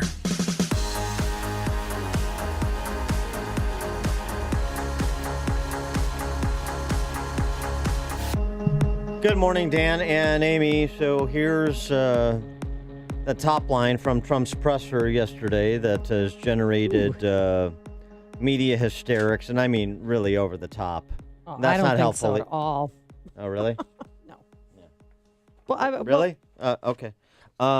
Trump told white supremacists to attack protesters, so they did. It's a Newsweek headline. Is that well, what that's fake news. I mean, that's not what he said. I mean, well, just play what he said. Wait. No. What? You said, I don't think so at all. Is this media hysterics? Because that's what I'm a lie. That's fake news. So then, yes. Newsweek headline, Trump told white supremacists to attack protesters, so they did. So when I say they're media hysterics and you say, no, you don't think so, you do think so. And there's this. Virginia newspaper. Fire and Fury. Charlottesville newspaper. Fire and Fury talking about the protests on Saturday with the neo-Nazi pictures. Yeah, that's a protest from Saturday or Friday night, yeah. When they're marching through Charlottesville, University of Virginia, chanting this. Jews will not replace us. Jews will not replace us. Jews will not replace us. That's not the America I like to live in. Can you address this? Do you know what this means? Do you get the reference? Yeah, of North Fire and Fury, the right. North Korea reference. So that means this is Trump. Do you get it? Do you think that's fair? I think it's fire and fury. They're holding fire. It's a play on. It's a metaphor. They're holding tiki torches and they're furious. So fire and fury. So this is an even-handed headline to take. Oh yeah, as an editor, I would approve that for sure. Okay, so I just wanted to get this. So fire and fury, of course, Trump's statement about North Korea in the context of nuclear proliferation that was widely reported and also condemned by the same D.C. press corps. And then to take that phrase right. that was rinsed and repeated over and over again for the last 2 weeks and apply it to neo-Nazis, that's fair. That is fair because they look furious and they're holding fire. It's a play on words. I think that's fair. Mm-hmm. I understand what you're saying, but I okay. So that's what I'm talking about when I'm talking about media hysteria and unfairness and hyperbole and demagoguery. That's what I'm talking about. In addition to Chuck Todd, what we played last hour. So that's an example. And then, so that's not helpful, I don't think, if your interest is what everybody says their interest is in harmonizing the populace, in lifting people up. You think this lifts people up? You think this Do you think what President Trump did yesterday I'm not lifted people? asking that. But they wouldn't have had that headline had he not had. It's a reaction to his actions. He's the one to blame, not the media for this. So, okay. So I'm asking a simple question. I've already made my comments about Trump, and I'll make them again. Okay. If your alleged interest is in promoting peace and tolerance, you think these headlines help do that? So because Trump does something you think is incendiary, then it's okay for other people to respond in an incendiary way, too. Are you in fifth grade? No, Dan, I'm not in fifth grade. Well, so if somebody does something wrong, then it's okay for me to do something wrong? Dan, our president is the one who did something wrong. He doubled down. He's feeding his base. I'm asking a question. So if somebody does something that is incendiary, you say you want to rise above, but you don't because you're okay with incendiary in response to incendiary. Work your own logic. Here's what Trump offered in terms of logic yesterday. Define alt-right to me. You define it. Go ahead. Well, I'm saying define it for me. Come on, let's go. Define Senator McCain defined them as the same group. Okay, what about the alt-left that came... Excuse me. What about the alt-left that came charging at the, as you say, the alt-right? Do they have any semblance of guilt? Let me ask you this. What about the fact that they came charging with clubs in their hands, swinging clubs? Do they have any problem? I think they do. So, as far as I'm concerned, that was a horrible, horrible day. Wait a minute. I'm not finished. Fake news. That was a horrible day. Same level as I will tell you something. I watched those very closely, much more closely than you people watched it. And you have you had a group on one side that was bad, and you had a group on the other side that was also very violent. And nobody wants to say that, but I'll say it right now. You had a group on the other side that came charging in without a permit, and they were very, very violent.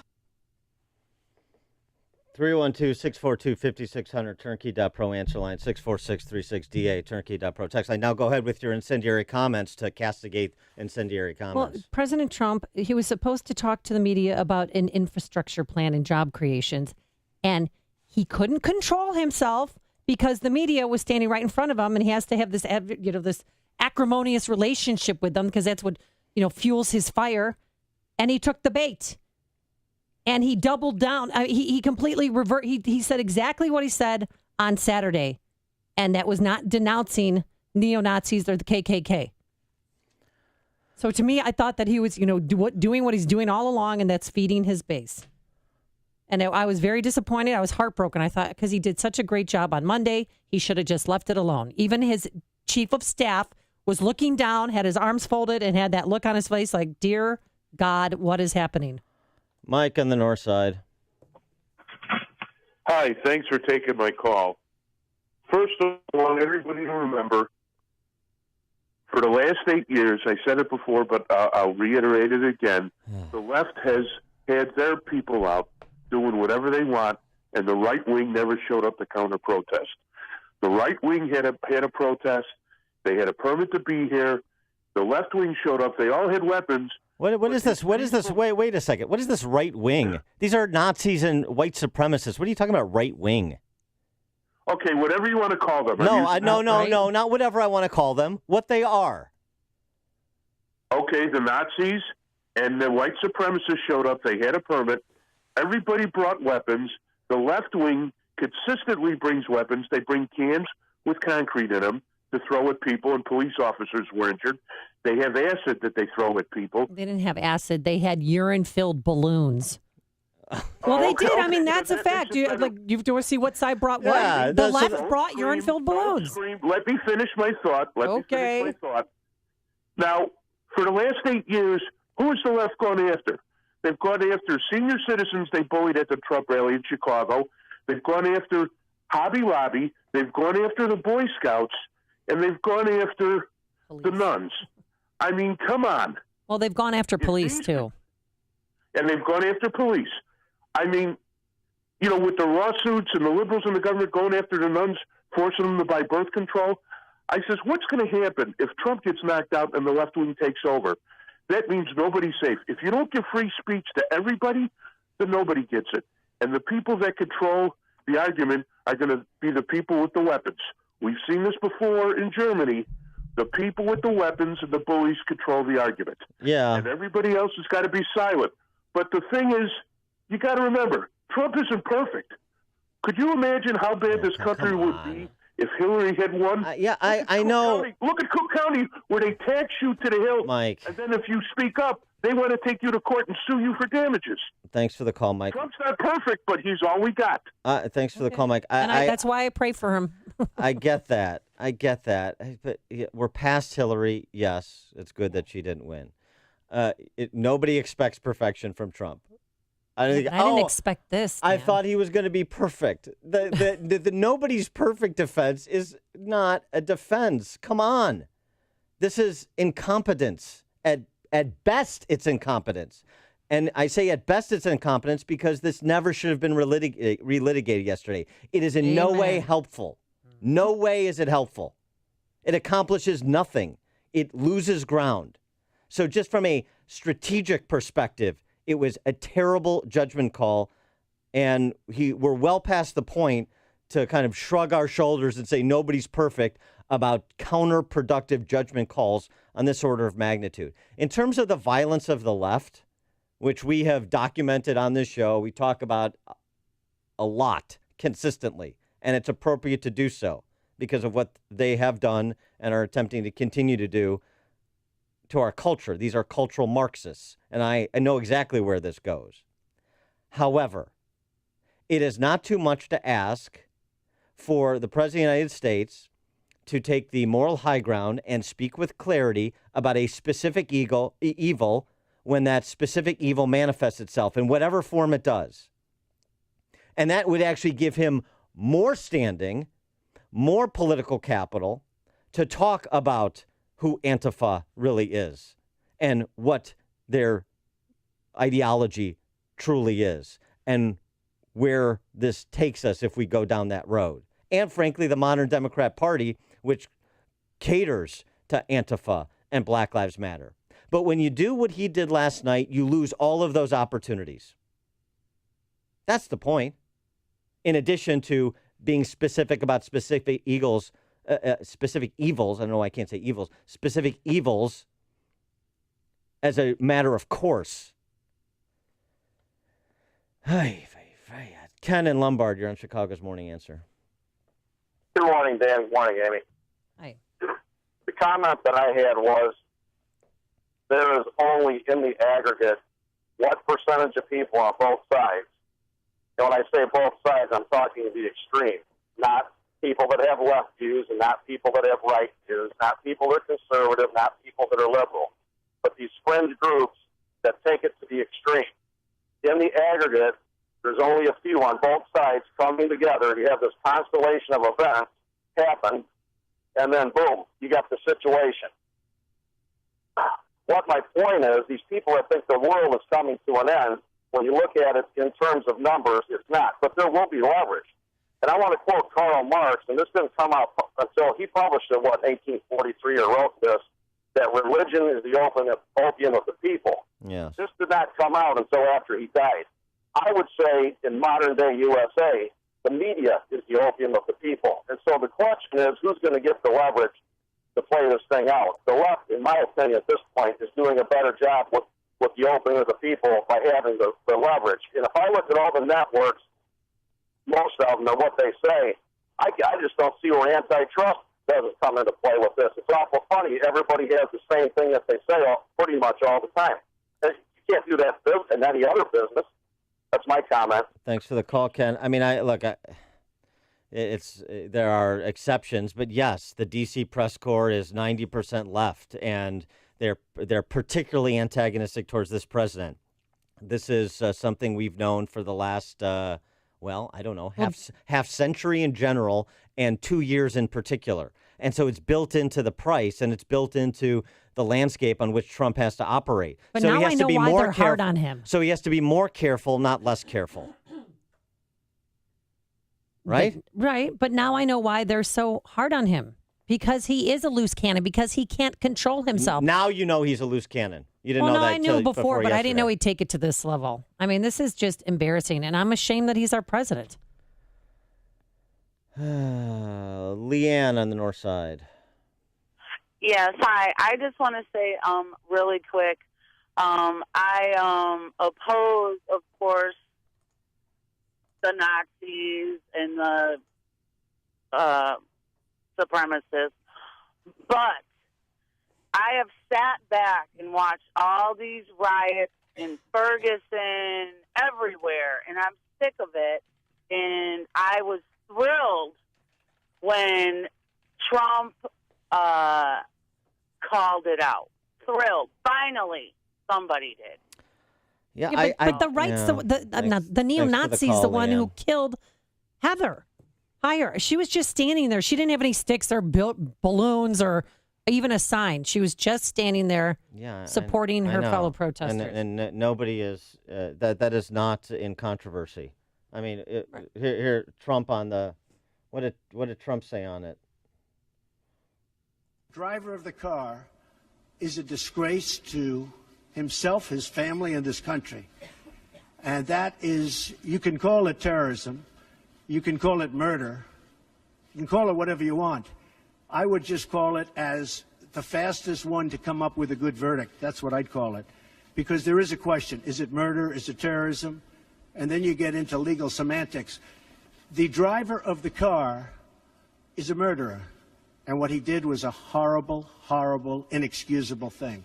The fastest, I don't know about the fastest one to a verdict, whatever that means, but It's domestic terrorism. Just say it. But are we doing condemnation Olympics?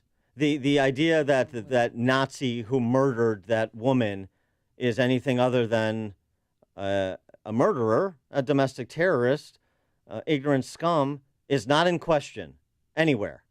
So, so condemnation Olympics accomplishes what exactly? Remember, what's the goal? Because I like when people say, here's my heart. My heart is for everybody to love one another and show affection to one another. And let's get to a higher plane. And then you get right down into the mud with all the other panderers and hysterics and demagogues. Yeah, our politicians were going to do that after the shooting in Alexandria, Virginia. Remember that? Their kumbaya moment? Pete in Crete, you're on Chicago's Morning Answer. Yeah, hi, Dan. It's just one small, I don't even say objection. I just really don't agree and despise all of the protesters and anti-protesters. Mm-hmm. But there is a slight point I'd like to make. The white nationalists who sponsored that got the approval to demonstrate, those are the white nationalists. All the other extreme groups, the supremacists, the neo-Nazis, all those other idiots, really hateful bigots, they all would fall under the common threat of a white nationalist. But the white nationalist is kind of what people consider now to be the alt-right. They're kind of like a Black Lives Matter. Like, not everyone that's a white nationalist is like a person that thinks their race is supreme over others or wants others hurt. I think they're just ignorant people. But okay, you know what I mean. I think you're calling everyone that went there and presuming their motives. There definitely was that there. There was white supremacists. There was neo-Nazis. You can see them with helmets. Well, I'll look closely. But President Trump said not all were neo-Nazis. Was pointing out the nuance. Well, I'll concede your point. If you want to say everybody there was ignorant and some were ignorant and violent and others were just ignorant, is that your point? Yes. Okay. Well, then fine. I can see that point. Maybe this can open a conversation where we can these ignorant people, maybe some of them can be reached. Obviously, the violent people, these people need to be put in jail. That guy, he is a terrorist. Yeah. But I think that a deeper look at this isn't necessarily bad. It's a little painful sometimes to look at, but maybe we should just look a little deeper and take an examination. No, yes, definitely, you're right. It's hate. There is hate there, and even these white nationalists, they're wrong. But there's a difference even within these sects. And it's just like Black Lives Matter. Not all of them are violent. Yes. Want cops dead, but some do. Right. So that's all. Thanks for the call, Pete. That's a fair point. Appreciate that. Mike and Dixon. Yeah, you know what I wanted to say, Dan and Amy? When I saw that tape on Saturday, and then I heard the president's comment, I thought that he didn't speak the whole truth because I saw another side attacking. And so I just don't understand why Amy is so appalled that in the news conference yesterday, he called those people out. To me, that was speaking the whole truth, which the narrative of the news media was never going to give me that. So I'm befuddled why Amy is befuddled. Thanks for the call, Mike. Twice now chosen the other side. He's twice now chosen not to denounce neo-Nazis and the KKK. And that's the problem. Saying, there's violence on both sides. He's almost making it acceptable, giving them, plausible deniability for their bad actions, meaning the KKK and the neo-Nazis. I mean, even David Duke thanked him on Twitter. He specifically denounced the neo-Nazis and the white supremacists yesterday in the press conference, specifically. But he also said that there was violence on both sides. Right. But there was a denunciation. My problem, as I've said before, is the moral equivalence with the ahistorical moral equivalence when you're talking about white supremacists and the Klan and what that means in the context of our nation's history, the original sin of slavery, 100 years of state-sponsored racism. It's different. And that's a distinction that a president of the United States needs to make. This is the morning show more Chicago radio listeners are choosing. This is Chicago's Morning Answer on AM 560. The Answer. When you have sleep apnea, traveling can be a real drag because you have to drag your big, bulky home CPAP device with you everywhere you go. But not anymore. Now you can travel easily and sleep comfortably anywhere thanks to Transcend, the world's very first mini CPAP. And right now, you can try Transcend absolutely risk-free for 10 restful nights. So call now, 1-800-600-4133. Our smallest and most advanced portable design ever, Transcend is as small as a soda can and weighs less than a pound. You can even add a battery that's as tiny as a deck of cards. Transcend is so incredibly small and light, you can easily fit it in your briefcase or purse to use anywhere you go. It's FAA compliant too, so you can even sleep comfortably while flying. Now you can enjoy the freedom to sleep comfortably anywhere. But don't delay. To receive your 10-night in-home trial, call minicpap.com now. 1-800-600-4133. Again, that's 1-800-600-4133. This is Dan Proft with 60 Seconds of Sanity, sponsored by Upstream-Ideas.com. Should a free society be governed by those with the humility attendant to faith or those who feature unrestrained emotion? Someone who governs by emotion might not believe he's an angel. He might believe he's done some bad things, but he also believes he can set all that aside. Once a political leader believes that he can think and feel in a sin-free way, there's nothing to constrain the newfound purity of his actions, regardless of their consequences. This is what Flannery O'Connor meant when she wrote, "In the absence of faith, we govern by tenderness, and tenderness leads to the gas chamber." Tenderness is the foundation of totalitarianism. It's how otherwise sophisticated people indulge barbarism. It's how heterodox thoughts are repressed under the guise of tolerance. It's how religious freedom is marginalized and private property seized. It's how science is subordinated to ideology. It's how a free society gives away its freedom. The faithful pluralist, by contrast, is skeptical about his emotional read on things because he understands he's influenced by sin in ways that are not always evident. In politics, such a leader is hesitant to extend his power as a result. So which are you, the faithful pluralist or the sophisticated barbarian? Your freedom depends on your answer. Signature Bank is Chicago's fastest growing independently owned business bank. It's a bank where relationships still matter. Signature Bank knows your name and your story. I'm Dan Proft, and I know this because Signature Bank is my business bank. I'm Mark Weingart, President and CEO of Star Creations, Inc., the fastest growing supplier of wall decor products in the U.S. When it comes to banking, I don't want to be a small fish in a big pond. That's why I bank at Signature Bank Chicago. At Signature Bank, every customer is important. I know I can pick up the phone and talk to any one of the decision makers I know and trust at Signature Bank. At Signature Bank, they understand and respond to the unique needs of my business with flexibility and fairness. I'm proud to bank with Signature Bank because I know they're deeply invested in the success of Star Creations. Signature Bank is looking for their next success story. Learn more about turning your business vision into reality. Visit signature-bank.com. Signature Bank, helping local businesses succeed. Member FDIC, Equal Housing Lender. AM 560, The Answer.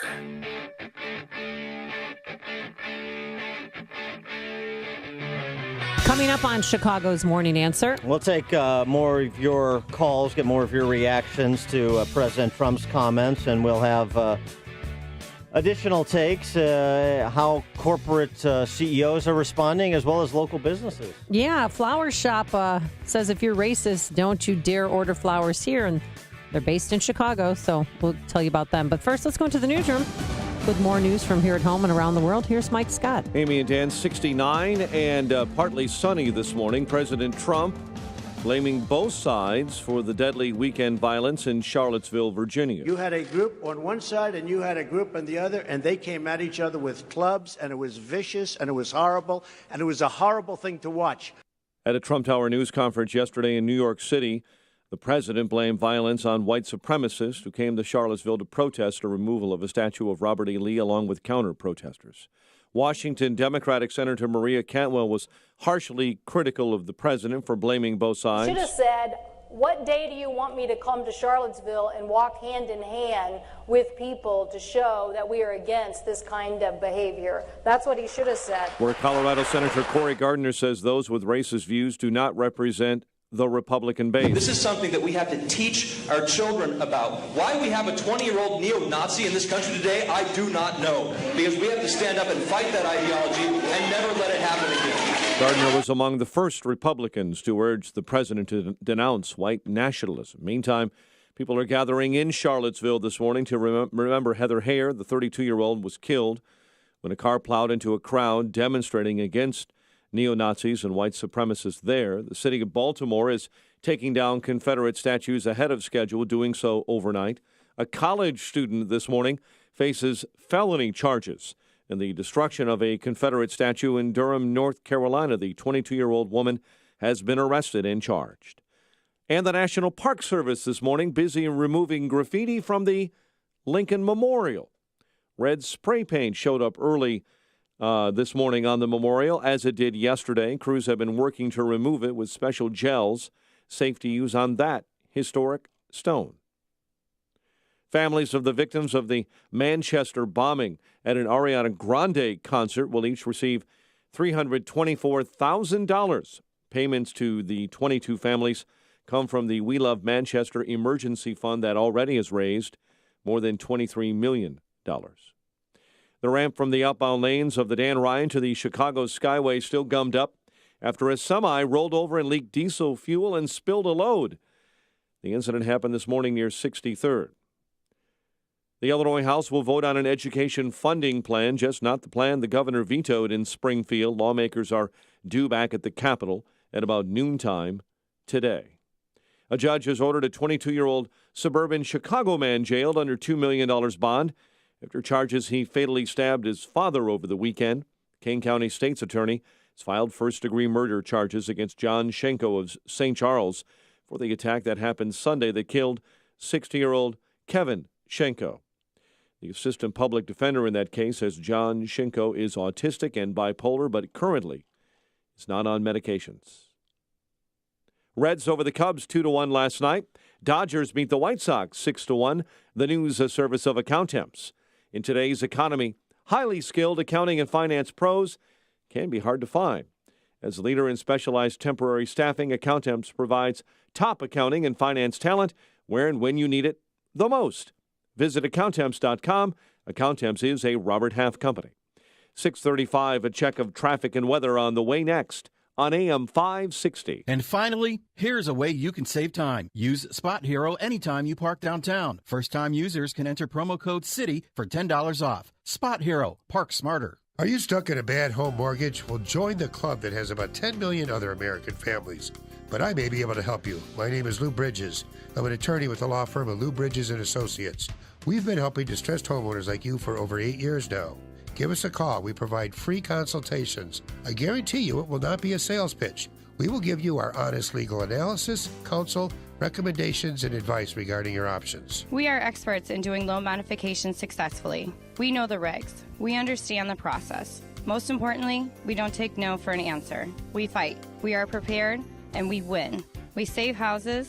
We make houses affordable. So if you want to keep your house affordable, contact us. Go to bridgeslaw.net or call 224-513-1231.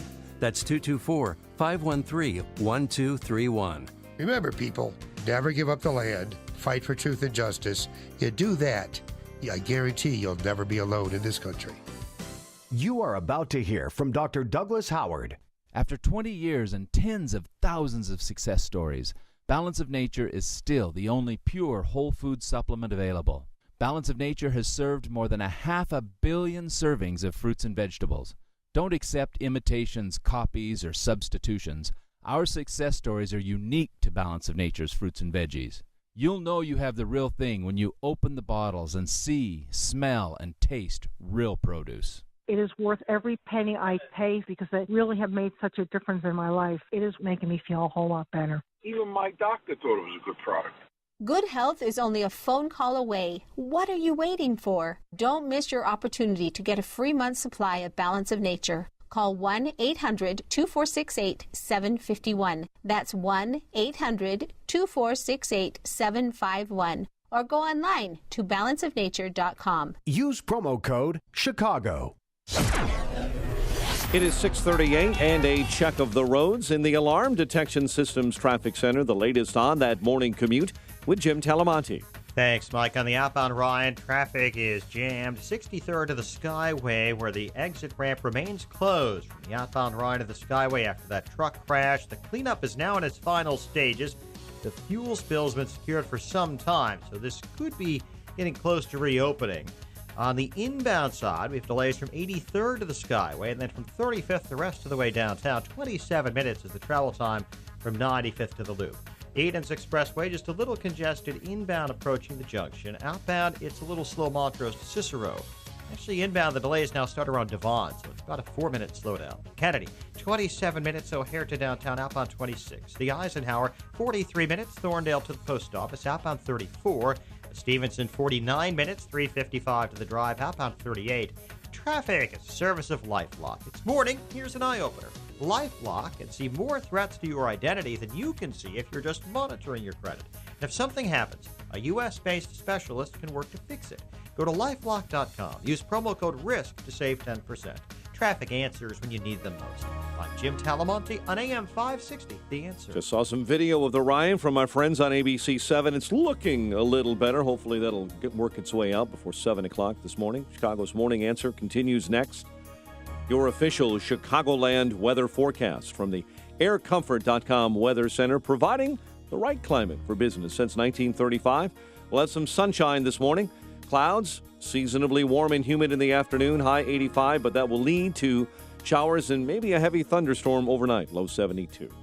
69 right now. Next news at 7. Chicago's Morning Answer with Dan and Amy continues next on AM 560, The Answer. This hourly segment is brought to you by Goldstone Financial, helping you become financially independent at goldstonefinancialgroup.com. The hypocrites scatter when I shine the bright light of reason. I'm Larry Elder. Join me tonight at 7 right here on AM 560, The Answer. Good morning, Dan and Amy. Hope Hicks is apparently going to become the new White House communications director. Hope Hicks has been with Trump since the campaign. She actually started, never been in politics before. She was a PR flack for Ivanka and her fashion business. Nice. And she transitioned to politics when Donald Trump announced for president. She's been with him since.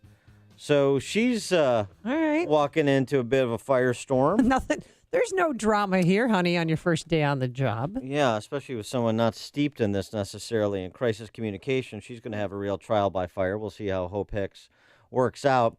So we've talked about what Trump said in terms of the, relitigating the both sides thing. There's some other things he said, though, including about the monuments, which, this has become a snowball rolling downhill.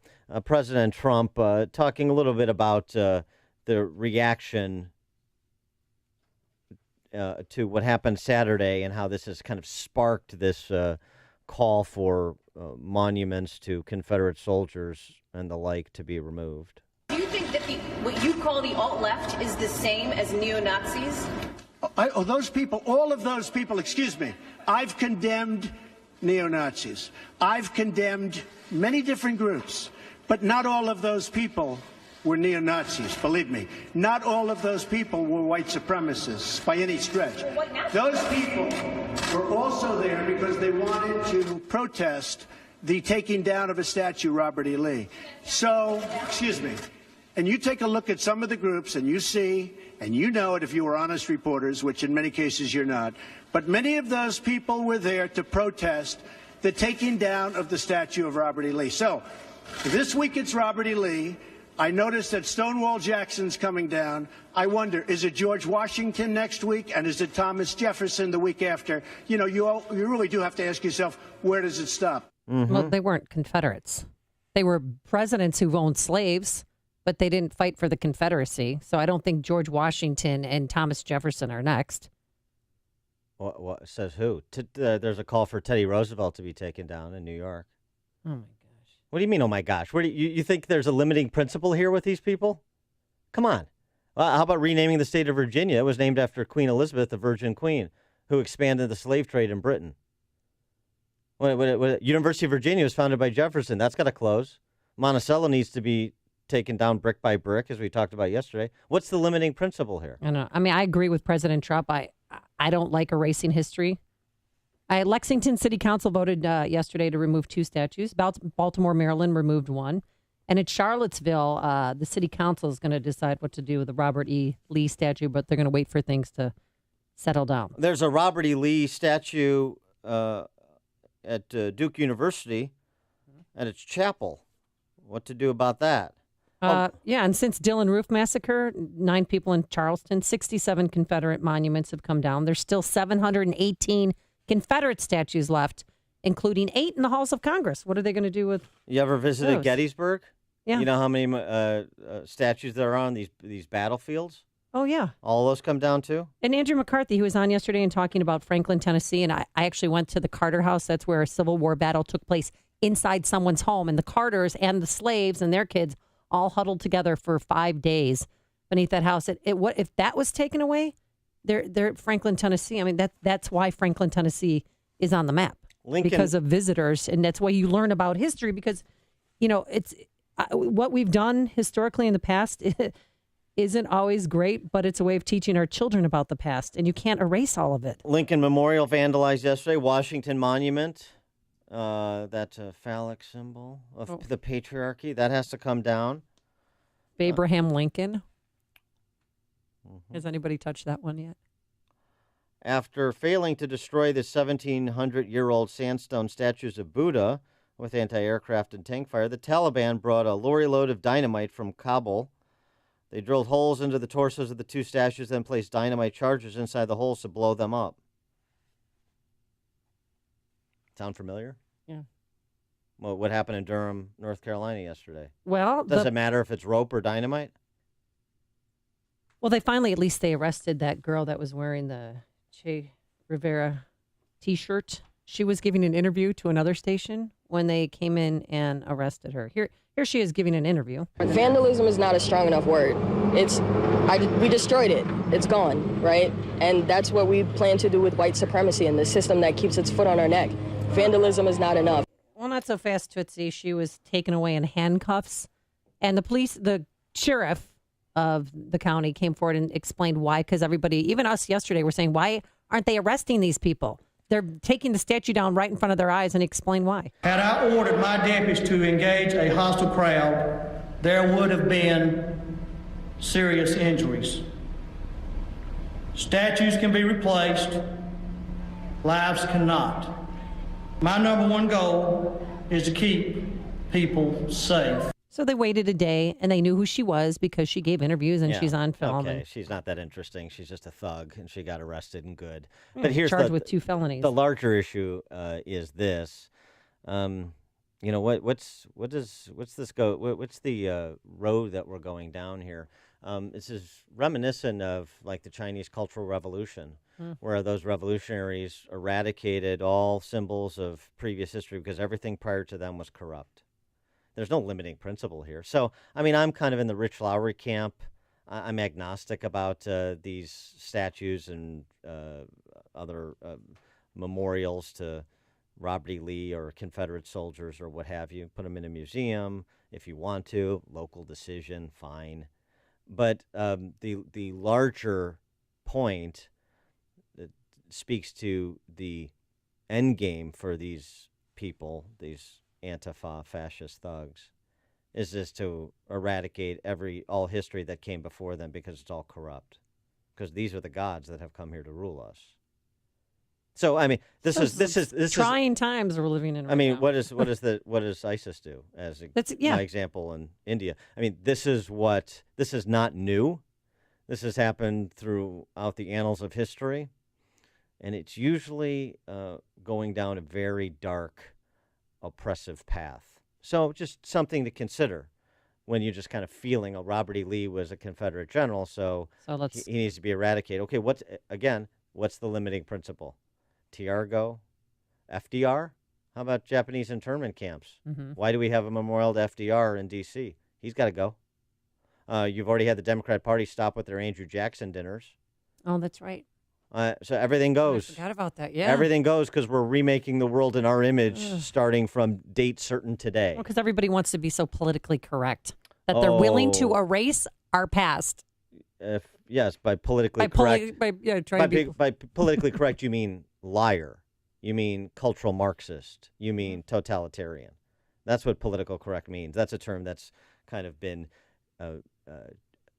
the real meaning of that has been cheapened by saying, "Oh, I'm just trying to not offend, be politically correct." It has a much more pernicious meaning than the way that it's used so ubiquitously in our culture. And I know I've said this repeatedly, but I love that the Confederate statues are up to remind them that we won.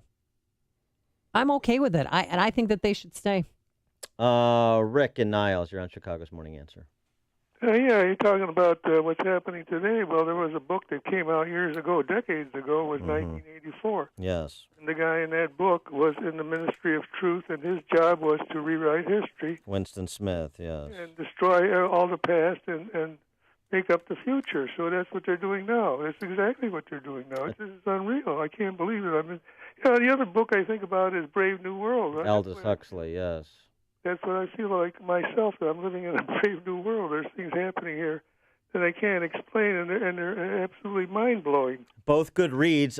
Keep 1984 and Aldous Huxley. Guard those jealously because they may next be on the list there, Rick. Thanks for the call. Appreciate it. And I'm not kidding. Laura Ingraham made this point yesterday. What's next? Book burning? Why not? Yeah. Why not? I mean, if it's about offense and erasing history, do you think censorship starts with statues in the public square? Come now. Don't be naive. Bud on the Southwest Side. Hey, Dan and Amy. Love your show. I listen to you every morning. Thank you. My point, and I did talk to you about that a moment ago, if there is such a backlash against these Nazi groups and hatred groups, why not introduce legislation to outlaw them instead of giving them permits to march? Because they're American citizens and they have constitutional rights. That's why.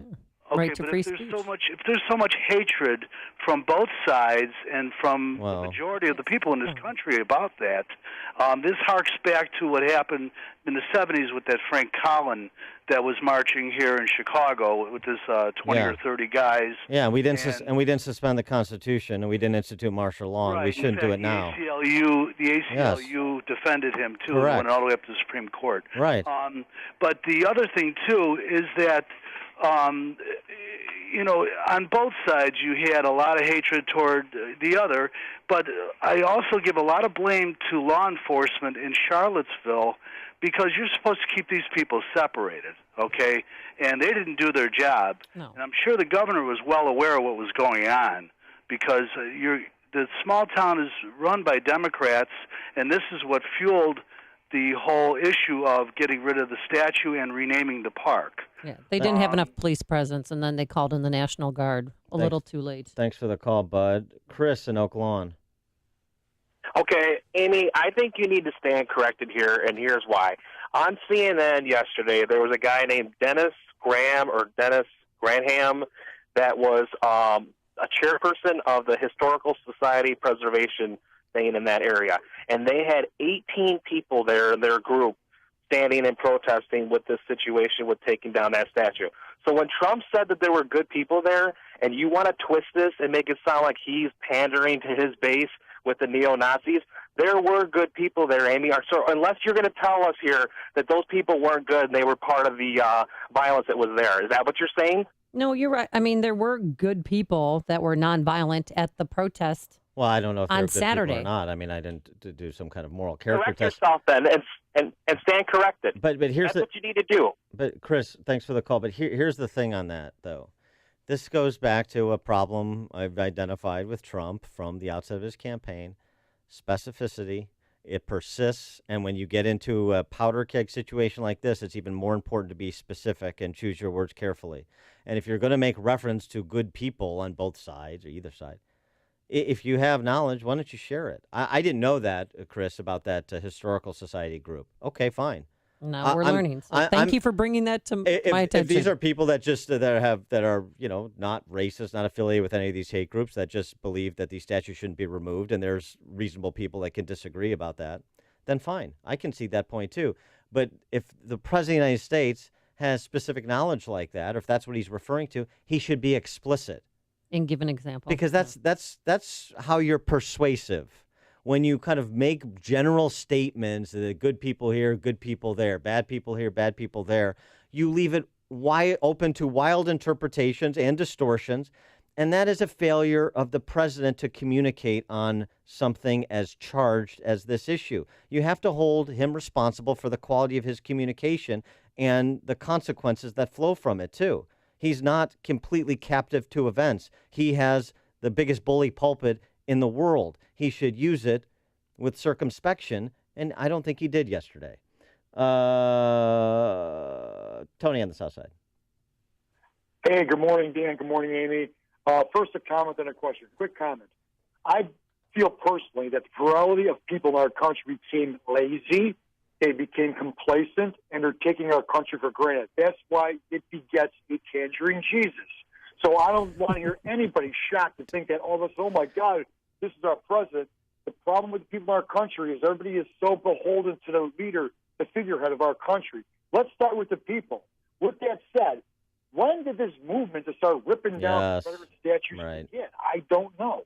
All the years that Barack Obama was in office, he had every opportunity to do that. It's kind of like, I don't want to use this word, I hate this word, but it's almost like a dog whistle. Trump's in office, let's take down all the Confederates because he's a racist.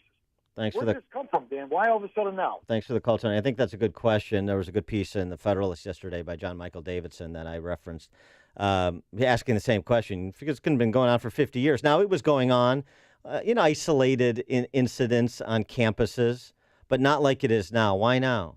Does it have something to do with Trump's election? Does it have something to do with wanting to eliminate people that were maybe once affiliated with the Democrat Party and the left, who no longer are, who helped carry Trump over the top in Midwestern states?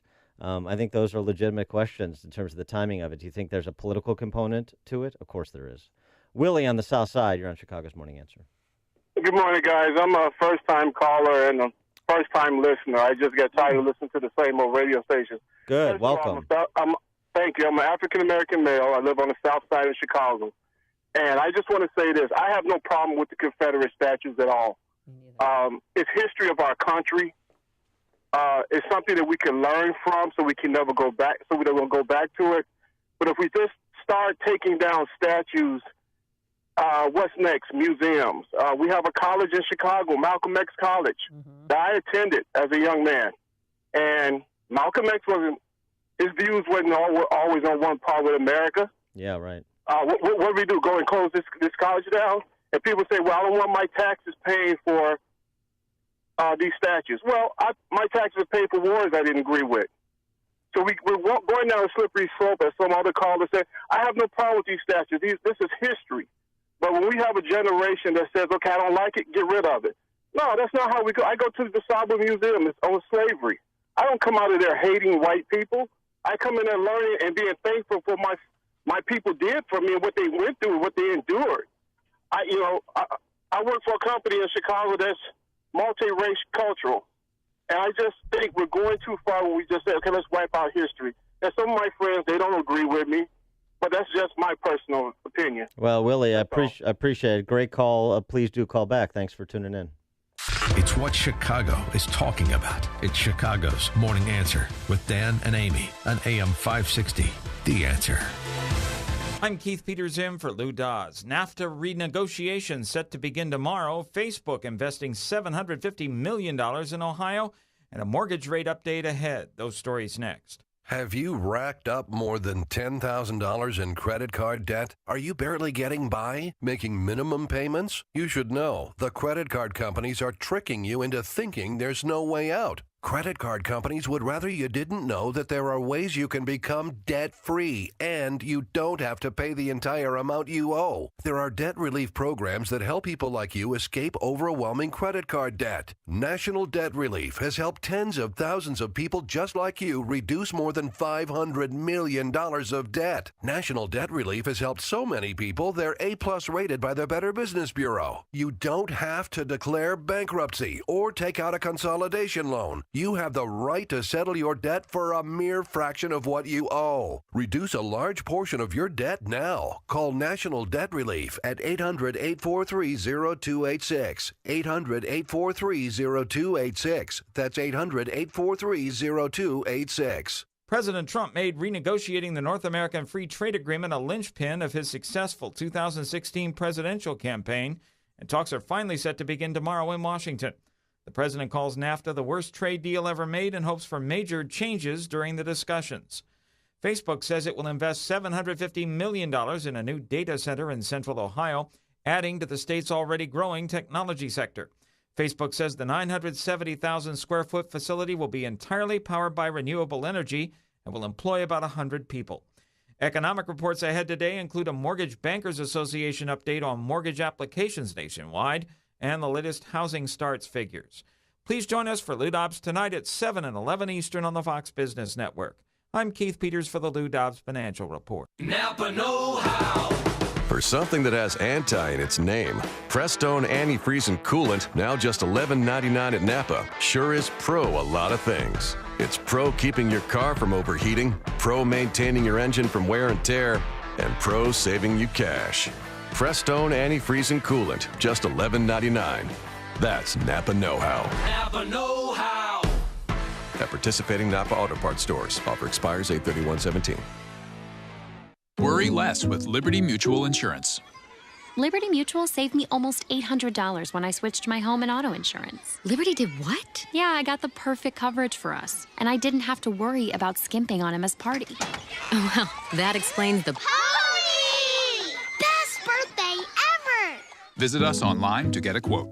You can leave worry behind when Liberty stands with you. Liberty Mutual Insurance. Based on a recent countrywide survey of new customers. Coverage is underwritten by Liberty Mutual Insurance Company. He's getting heat from the right and left. You had a group on the other side that came charging in without a permit, and they were very, very violent. That's President Trump again blaming both sides. I'm Dave Anthony, Fox News. Democratic Senator Chris Murphy says he wanted to throw up when he heard what he talked about on the Charlottesville, Virginia violence. House Speaker Paul Ryan called white supremacy repulsive and said there can be no more ambiguity. In Baltimore overnight, 4 Confederate monuments were taken down and hauled away by city officials, not protesters like in Durham, North Carolina Monday. A 22-year-old woman's been charged with a felony for taking part in that. Later this morning, there will be a memorial for the woman killed in Charlottesville. Fox's Evan Brown is there live. Yeah, Dave, that memorial for Heather Hare takes place in a few hours with the public invited. Many are expected to attend as residents here still try to cope with what happened. Josephine Gautry has never seen her city like this. It's more united than I've ever seen it, but in grief. And funerals are planned for this Friday and Saturday for 2 Virginia state troopers killed when their helicopter crashed. That helicopter was in the air last weekend monitoring the white nationalist protest turned melee, Dave. Evan, President Trump just tweeted North Korea's leader made a very wise and well-reasoned decision to hold off firing missiles at Guam, adding the alternative would have been both catastrophic and unacceptable. It's been 40 years since America was stunned I'm all shook up by Elvis Presley's death. And a lot of his fans have flocked to Graceland. Fox's Tanya J. Powers is live in Memphis. Many at last night's vigil filed past Elvis's gravesite candle in hand. It was part somber ritual, part family reunion for fans who gathered to remember where they were when they heard about the death of the king of rock and roll. And everything just really went quiet. Yeah. It went quiet. And you're going, what did we just hear? Graceland officials tell me they expect about 100,000 people here for Elvis Week this year, the largest one ever, Dave. This is Fox News, fair and balanced. 69 degrees. We have clouds and sunshine. 7:02 on AM 560, The Answer. Good morning. I'm Mike Scott. There is progress being made finally in the cleanup of a fuel spill on the Dan Ryan this morning after a semi-tractor trailer rolled over, spilling its goods from its trailer and some fuel. Police say the driver hit another divider and lost control in the outbound lanes near 63rd. All lanes are expected to be reopened within the hour, and we get the update on this in just a moment with Jim Talamonte in our Alarm Detection Systems Traffic Center. Illinois Congressman Luis Gutierrez this morning is waking up with a record, arrested at an immigration rally outside the White House. A group gathered outside the White House yesterday afternoon to show their support for the Deferred Action for Childhood Arrivals program. sometimes known as DACA. The Illinois House will vote on an education funding plan, not the plan the governor vetoed today at the Capitol in Springfield. Democratic leaders around noontime are expected to call a vote on a plan that's similar to the governor's education funding proposal to see if it will pass or fail. Games canceled because of the fighting at a Chicago youth basketball tournament are being rescheduled for tonight. Fights that took place at the UC, inside and outside, prompted security to cancel that tournament. Police Superintendent Eddie Johnson is reviewing security plans as the game will be played with a smaller crowd now at a high school gym. Wisconsin Republican U.S. Senator Ron Johnson says if Illinois workers are going to benefit from that new Foxconn plant, it's going to be built just across the border, then perhaps the state of Illinois should pay for some of the incentives. Johnson telling a crowd at a speech in Milwaukee yesterday he has no problem with the $3 billion in incentives that Wisconsin is offering Foxconn to open that plant not far from the Illinois border.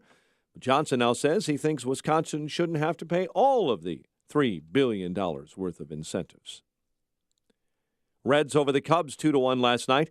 Dodgers beat the White Sox at Chavez Ravine 6-1. The news service of CC's. Now at CC's, party with a new stuffed crust trio. Bacon stuffed crust, new grilled cheese stuffed pizza joining the original with pepperoni. The stuffed crust parties on the unlimited buffet for only $5 and change at CC's. Prices may vary for a limited time. 7:04 and a check of traffic and weather on the way next on AM 560.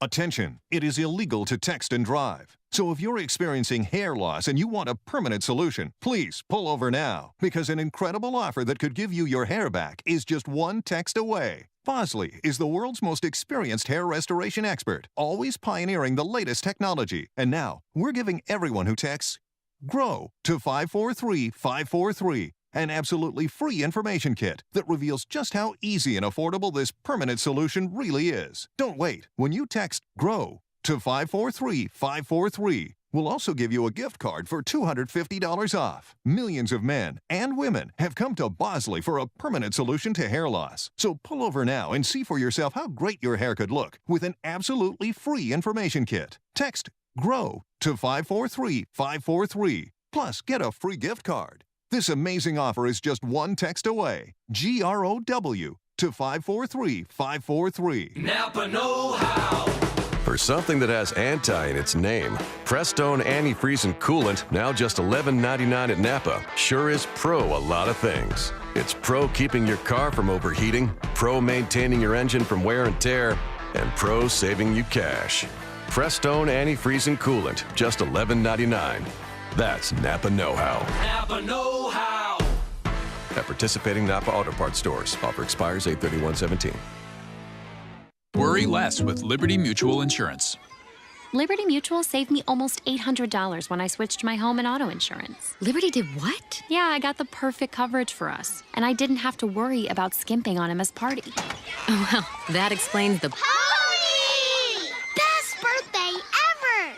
Visit us online to get a quote. You can leave worry behind when Liberty stands with you. Liberty Mutual Insurance. Based on a recent countrywide survey of new customers. Coverage is underwritten by Liberty Mutual Insurance Company. Why have over 3 million guys switched to Harry's razors? Because at Harry's, we give you less. We make just one razor with 5 German-engineered blades. Ding! All you need for a smooth and comfortable shave. And we got rid of upcharges. By owning the factory and cutting out the middleman, we're able to sell our high-quality blades for half the price of the other guys. Ka-ching! Now we're dropping the half-price sound effects guy. Wait, why? Not everyone can give you high quality for a fraction of the price. Harry's. One perfect razor. None of the extra noise. As a special offer for radio listeners, get an $18 shave set with an added bonus for free when you visit harrys.com and use code 4545 at checkout. Just cover a few bucks for shipping. That's harrys.com, code 4545 for a free shave set offer. Again, it's harrys.com, code 4545. Please note, no sound effects guys were harmed in the making of this radio recording.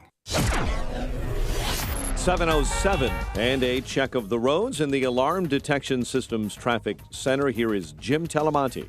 Thanks, Mike. On the outbound, Ryan, everything is open again at 63rd and at the Skyway after that overnight truck crash and spill. The cleanup is ongoing on the side, but all lanes are open, all ramps are open. There's just a mild delay starting around 63rd. It's 17 minutes out to 95th. Inbound 25 minutes from 95th to downtown. It's a big mess in Des Plaines. River Road at Rand Road. The traffic lights are out and traffic is jammed in that area. Eden's inbound 20 minutes. Lake Cook to Montrose outbound 26. The Kennedy 36 minutes. O'Hare to downtown outbound 44. The Eisenhower 46 minutes. Thorndale to the post office outbound 38. Stevenson 49 minutes. 355 to Lakeshore Drive outbound 38. Northbound Tri-State delays from 111th to LaGrange Road, from the Stevenson to 47th and Roosevelt to North Avenue. Northbound Veterans Memorial jammed. I-55 to Maple after a crash. Eastbound 8094's heavy Broadway to I-65. Traffic answers when you need them most. I'm Jim Talamonte at AM 560. The Answer. Chicago's Morning Answer starts next. At 7:09, it's time to check the climate of your business with aircomfort.com, providing the right climate for business since 1935. And time to check our forecast with meteorologist Kevin Snyder.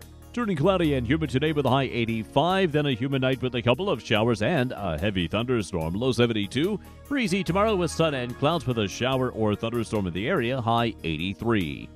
I'm Kevin Snyder on AM 560, The Answer. It is 69 at O'Hare. Next news at 7:30. Chicago's Morning Answer with Dan and Amy continues next on AM 560, The Answer. Are you sure your business is being seen online? Visit beingseen360.com to discover how being seen online can improve traffic, leads, and sales. beingseen360.com. This is Chicago's Morning Answer with Dan Proft and Amy Jacobson on AM 560, The Answer.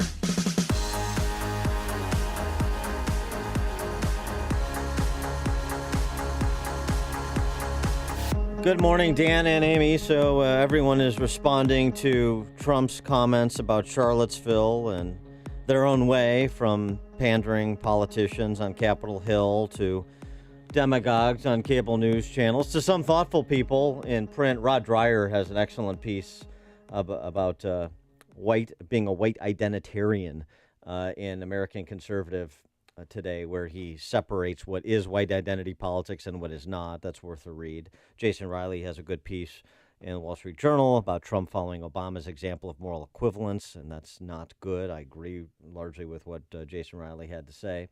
So there's a range of reactions.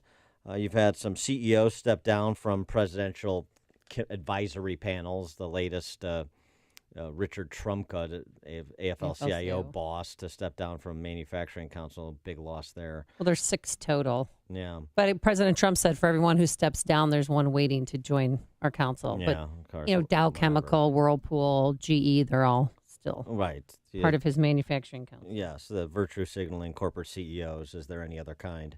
And then local businesses. Well, yeah, we have something here that made national news yesterday. Are you familiar, Dan? I know you order flowers a lot, but it's a flower shop online that's called Flowers for Dreams. Yeah, I have a fresh dozen morning glories delivered to my home every morning.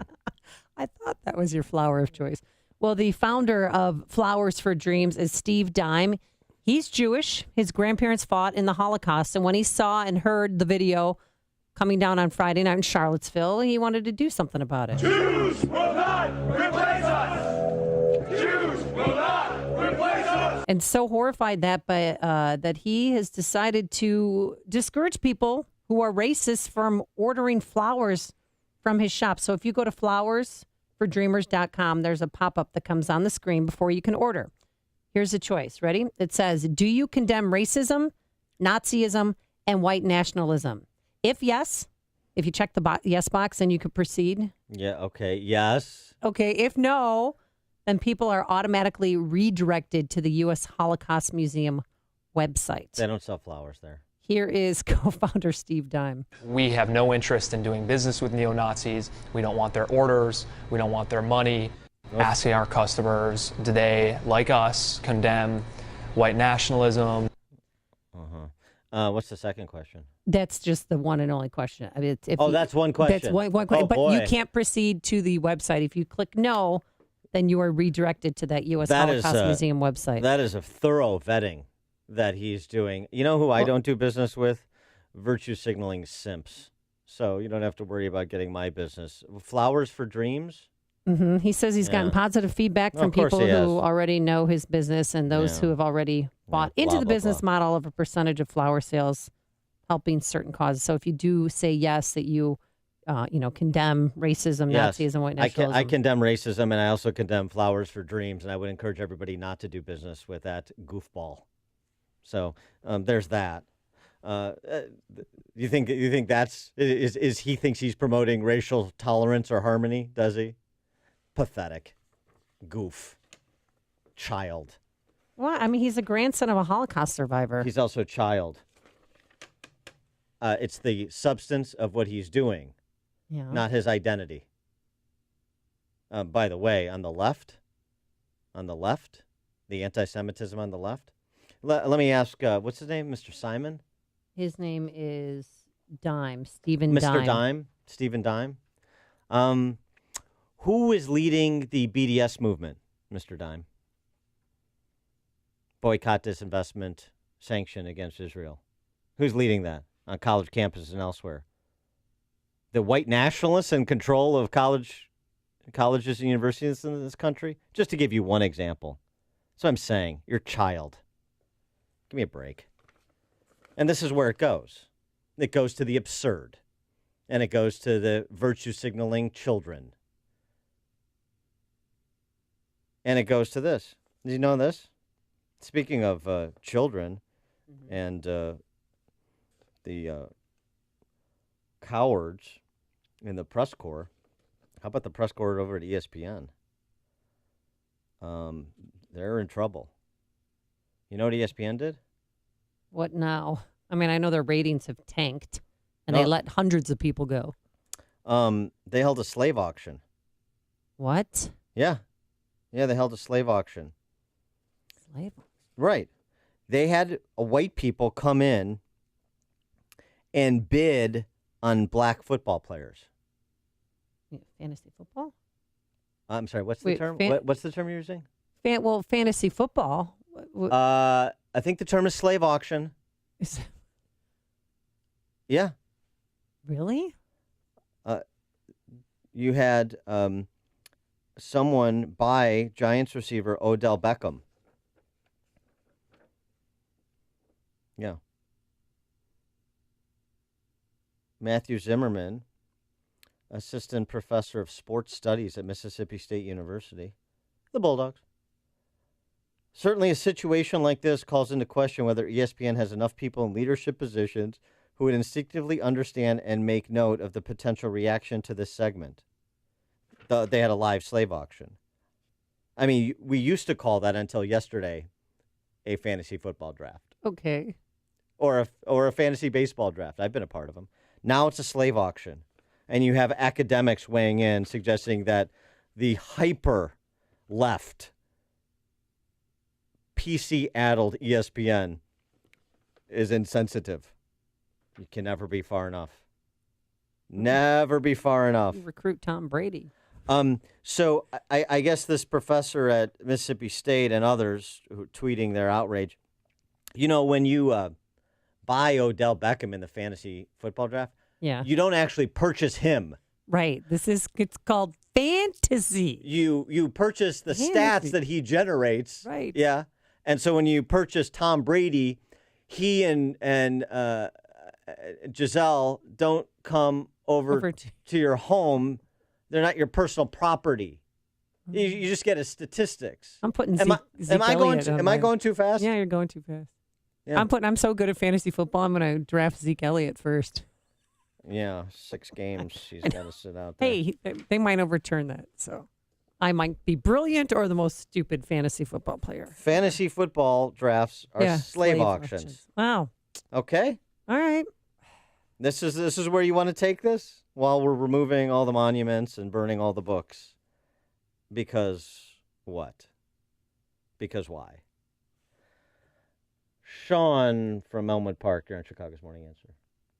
You know, I got to say, Dan, how much time do people have on their hands? Fantasy football, you're paying attention to stats. I mean, get a life. God, you're dragging all of society down. But listen, the reason I called is that the entrepreneur, the Jewish florist, I have to say, as a small business owner, my favorite thing to do is throw people out of my business. I absolutely love it.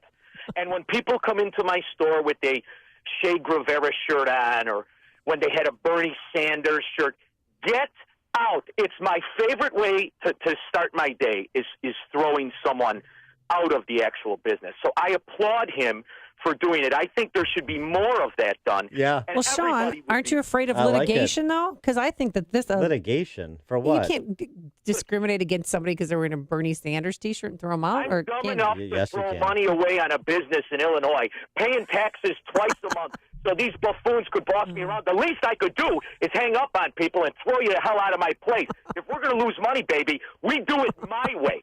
And another thing, Prof, I'm listening to by the way, I've been to Sean's cigar shop many times, and normally what happens is his patrons throw themselves out. That's exactly right. And I will say this, Prof, and I need your help in this because we speak of litigation. I want to go to litigation, and let me explain why.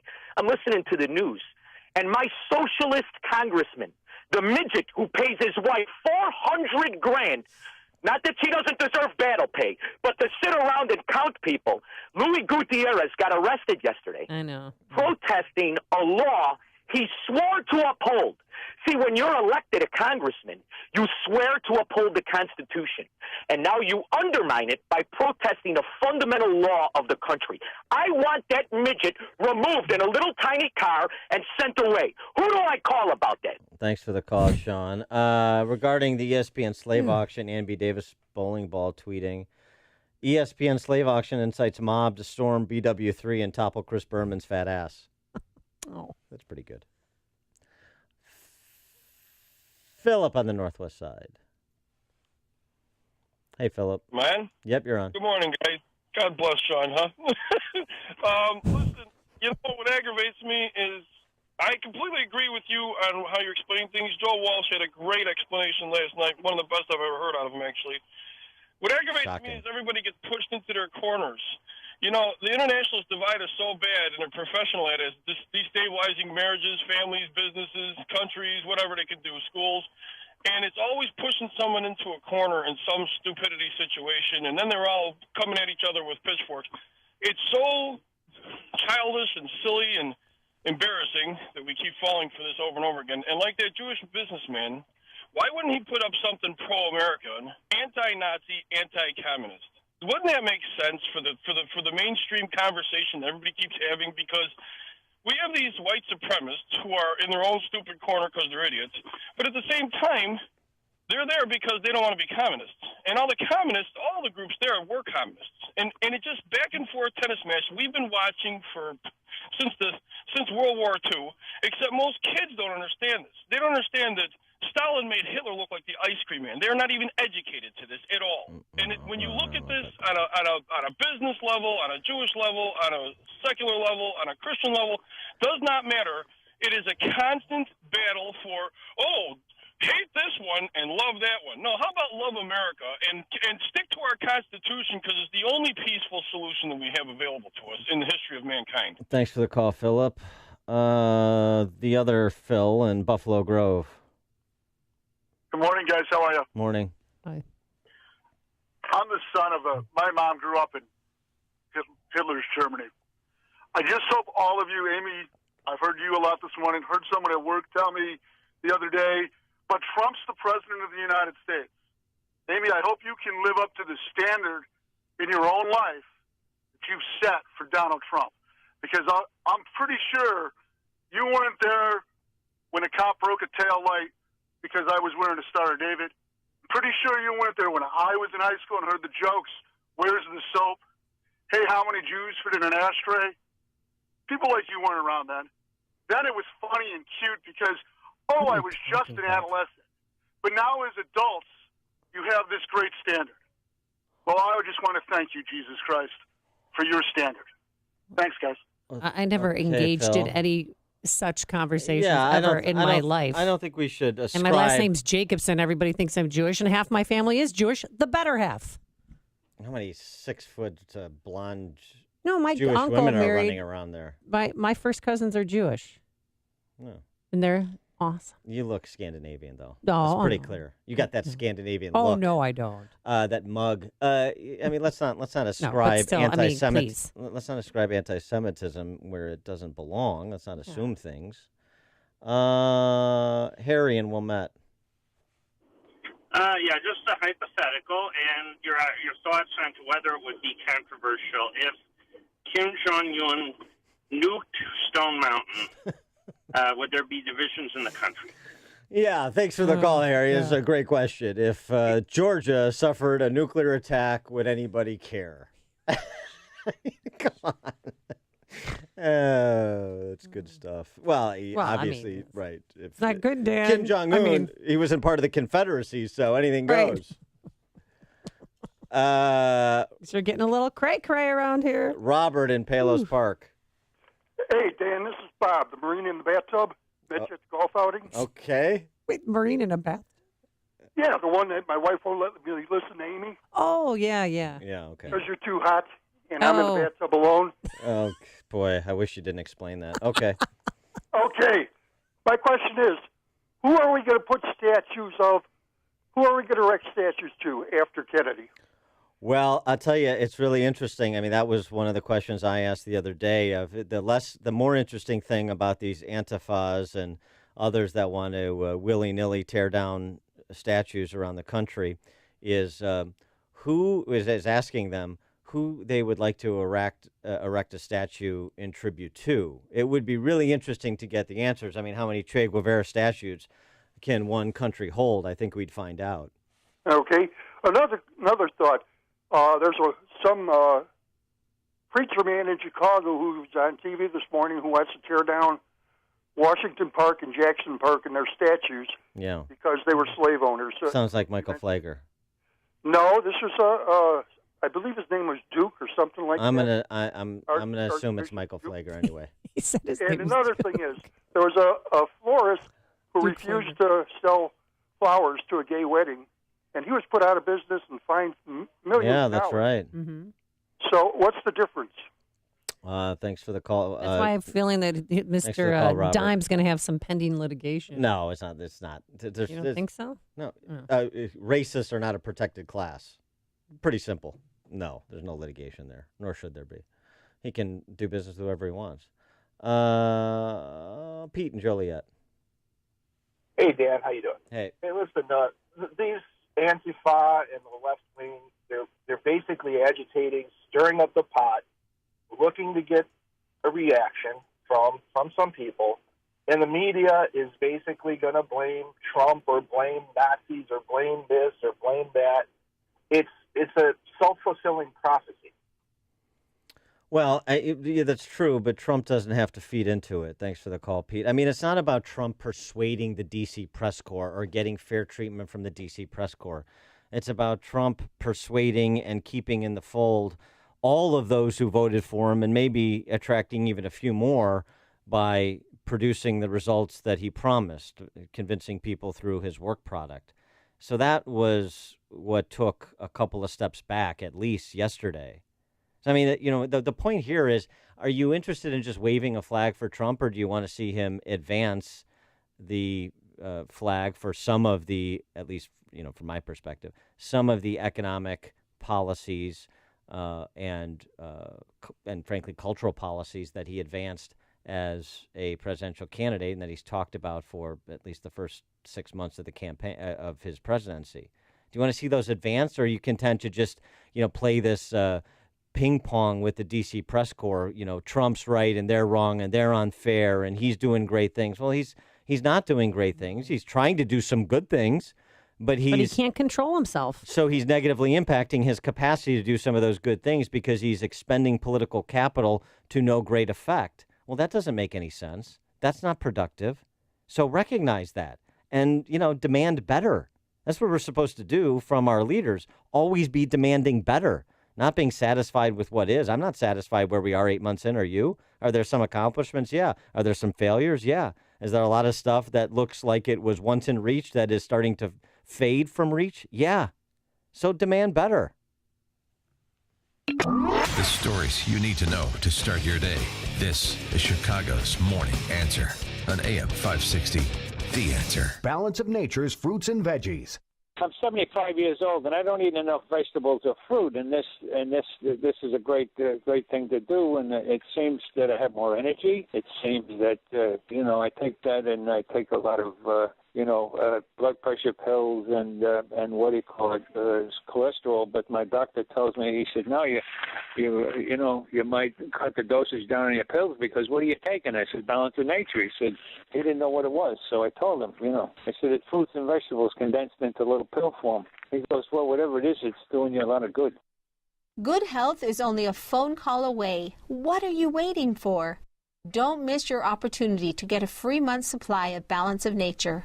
Call 1-800-2468-751.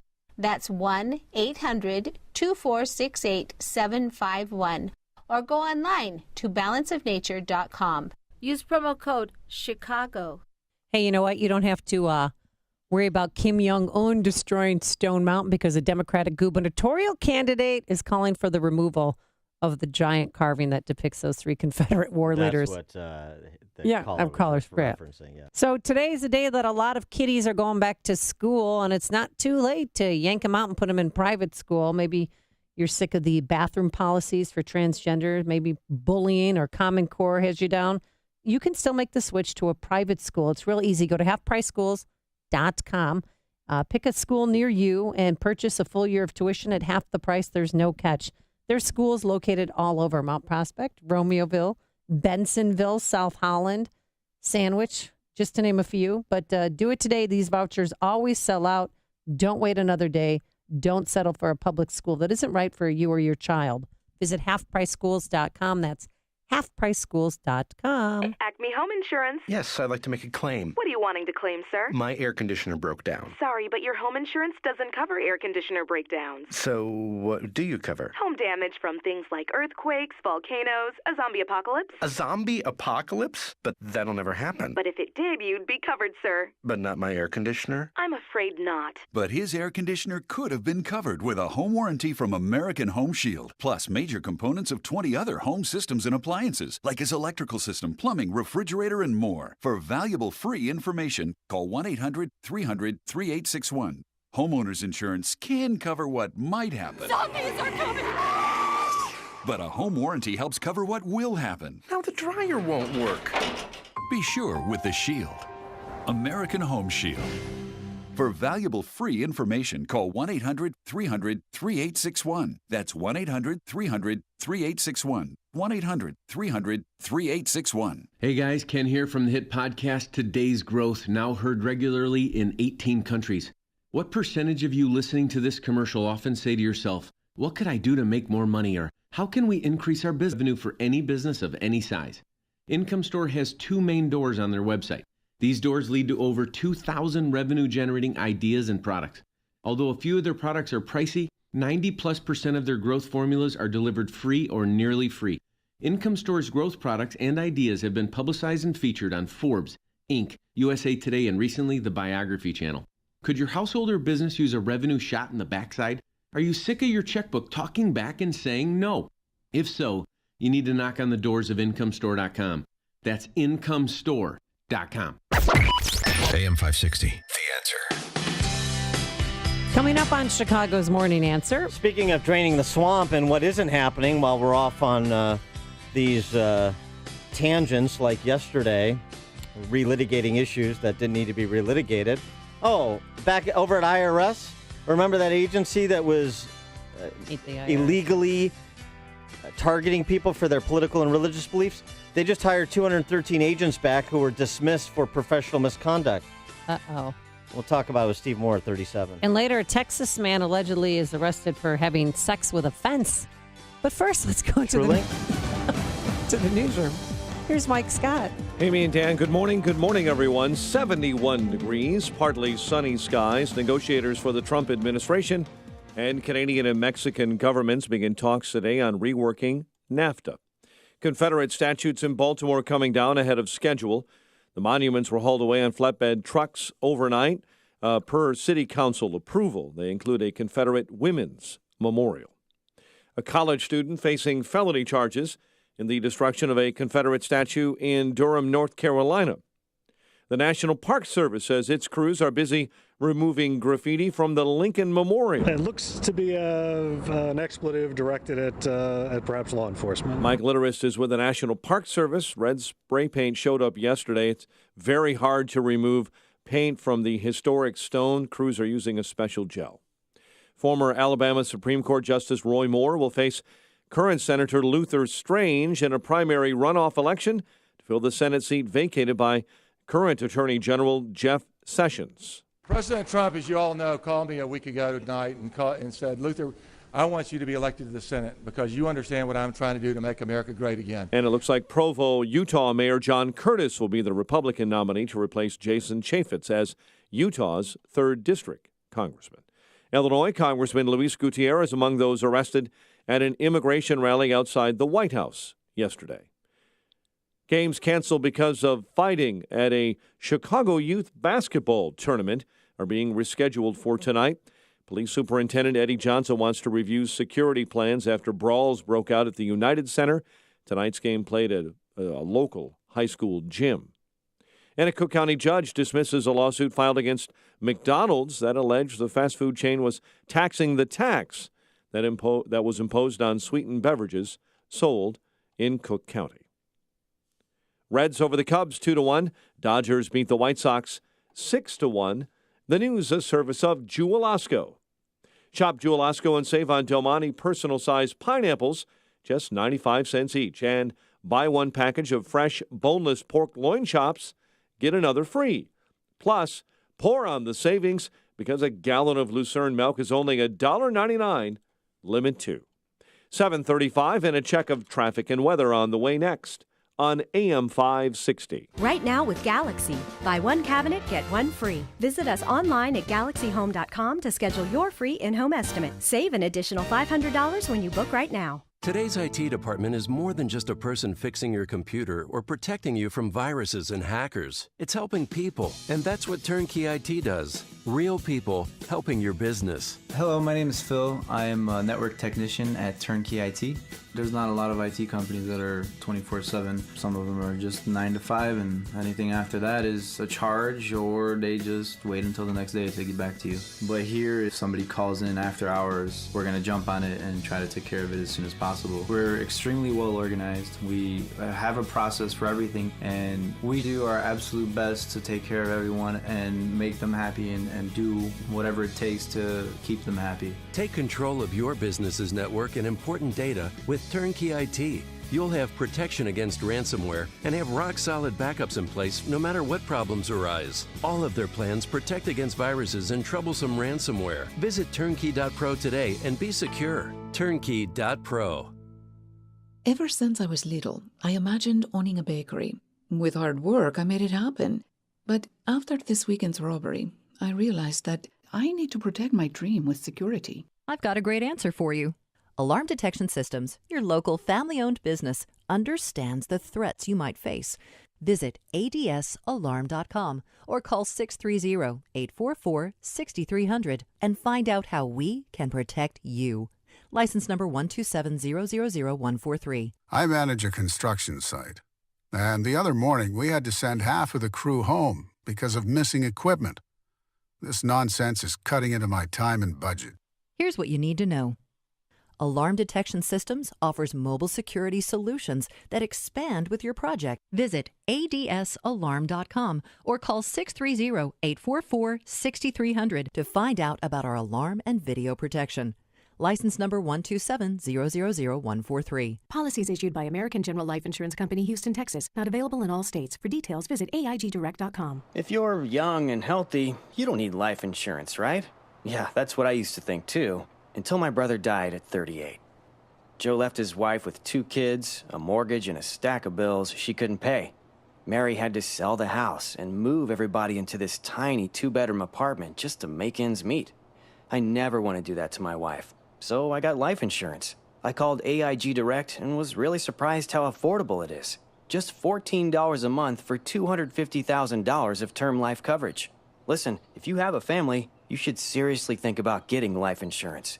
You'll feel a lot better having it, trust me. Call AIG Direct for a free, no-obligation quote. The call takes less than 5 minutes, and you could save up to 70%. Call now, 1-800-400-4173. That's 1-800-400-4173. 1-800-400-4173.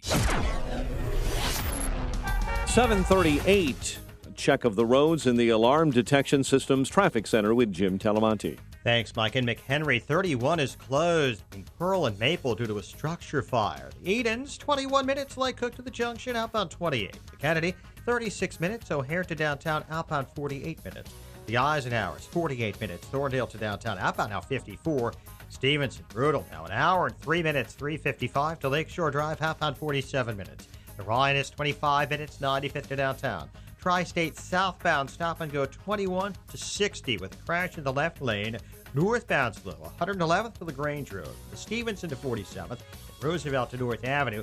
Southbound Veterans Memorial very heavy from I-55, actually now from 127th before I-55 after a crash. Traffic service of LL Bean. LL Bean, every school year is a new adventure. Now you can get 20% off book packs, kids' clothing, and more of the stuff every student needs. Visit LL Bean in Chicago today. Traffic answers when you need them most. Jim Talamonte, AM 560, The Answer. Chicago's Morning Answer continues next. Your official Chicagoland weather forecast from the aircomfort.com Weather Center, providing the right climate for business since 1935. Sunshine this morning, cloudy and seasonably warm, a little more humid this afternoon, and a high of 85. That will lead to clouds, showers, and maybe a thunderstorm overnight, low 72. Currently 71. Next news coming up at 8. Chicago's Morning Answer with Dan and Amy continues next on AM 560, The Answer. This hourly segment is brought to you by Turnkey IT, giving you the freedom to focus on your business while they handle the technical stuff. Turnkey IT. You want more than just the headlines? Find out what's going on and what it means with me, Dennis Prager, this morning at 11, right here on AM 560, The Answer. Good morning, Dan and Amy. Switching gears, another thing happening today is Attorney General Jeff Sessions is traveling to Miami-Dade to celebrate Miami-Dade County's decision to abandon its sanctuary city designation. Oh. And he's going to make a comparison to our fair city, the windy one. Oh, he is he? Yeah. Respect for the rule of law has broken down in Chicago. Their so-called sanctuary policies are just one example, says Sessions. And Sessions will say in his prepared remarks. That makes a sanctuary city a trafficker, smuggler, or predator's best friend. I know that Miami-Dade will be an example of all the good that comes from following the law. We've already seen that. The same Independence Day weekend when Chicago suffered more than 100 shootings and 15 homicides, Miami-Dade also had a historic number of shooting deaths. 0. Really? That's impressive. Jeff Sessions is going to drop the hammer on Chicago today in Miami-Dade. And the American Bar Association is trying to drop the gavel on the rule of law. You ready for this? And the irony is not lost on them. The ABA, the American Bar Association, has passed a resolution demanding that Congress let illegal immigrants practice law. Oh, wow. They let people that are here illegally, they're committing a crime. They've committed a crime, and it continues in real time, practice in courts of law in this country. We need more fraudulent attorneys. Yes, exactly. This wouldn't require state courts to license undocumented lawyers. Oh, okay. But it would make it clear the federal government won't get in the way. So now we're going to have a sanctuary country if the ABA has its way. I sat down with Ted Cruz for one of my stellar Against the Current interviews. Oh, it's stellar? Always stellar. Okay. You can get it at upstream-ideas.com. It's posted this morning. Senator Ted Cruz, you remember him. He ran for president. Yeah, I know. You're a big fan. Yeah. And this is what Ted Cruz had to say on sanctuary cities, since it's so in the news. Listen, sanctuary cities, outside of the corrupt world of politics, the issue is a no-brainer. Should law enforcement be releasing violent criminals? You know what? Let me suggest, don't even poll this question. Go to any bar. Let me ask folks at home. Go to a bar tonight and just ask people there, you got a murderer in custody. Should you let him go and wander around the neighborhood? My guess is the response complicated, Senator Cruz. Would not be a response that could be printed in the newspapers or aired on public airwaves. That's great. Where'd you two do the interview? Where'd you Skyline Club at the Old Republic Building downtown. Cruz went on to talk about just the numbers. He's been on this issue, and he plans to hold the Trump administration accountable too. But we've played Cruz back and forth at Senate hearings with the former director of ICE, Sandy Saldana. So I asked him about that. No. One of the most disgraceful things about the Obama administration is how they openly flouted and defied and ignored federal law. And so, that particular hearing you're talking about, I think I was relying on 2013 data that had just been released. There were about 100,000 illegal aliens that had been released from custody. Of those, I think it was 193 were murderers, had homicide convictions. Over 400 had sexual assault convictions, and some 16,000 had drunk driving convictions. Now, again, go back to the test of the bar. Ask people, should the federal government be releasing 193 murderers who are illegal aliens? The answer would be hell no. Nobody in their right mind would do that. So I asked her, I said, Ms. Saldana, how many murderers did the Obama administration release last week? Her answer was, I don't know. I asked her how many rapists, she didn't know. How many drunk drivers, she didn't know. I think the only right answer to those questions are zero and zero. The fact that she said not zero tells you everything you need to know. And the fact that she didn't know, they didn't even care. They were releasing them in such massive numbers. And I do believe that Jeff Sessions, listen, he cares about enforcing the law. I am hopeful. Now, we're still early in the administration. We're going to see what the pattern is of what they're doing. But I am hopeful the next time we have a hearing, I intend to ask those same questions of the Trump administration, and I very much hope the answers we get become 0, 0, and 0. I think they're good people implementing it, but results matter. They don't care. They didn't even care to know the information. That's the good point. And I would say that could, ostensibly be applied to Tiny Dancer and so many politicians in this state, El Gallito, who got arrested yesterday, and I hope he's not released. For more on this topic and others, we're pleased to be joined by our friend Steve Moore. He is a Wall Street Journal columnist and the the chief economist at the Heritage Foundation. Steve, thanks for being with us. Appreciate it. Hi, Dan. Hi, Amy. Good morning. Good morning. So what about the ratcheting up of going after sanctuary cities? I mean, these are our urban centers largely that the president wants to revitalize, but there's going to be litigation going in a few directions, starting with Chicago suing the Department of Justice.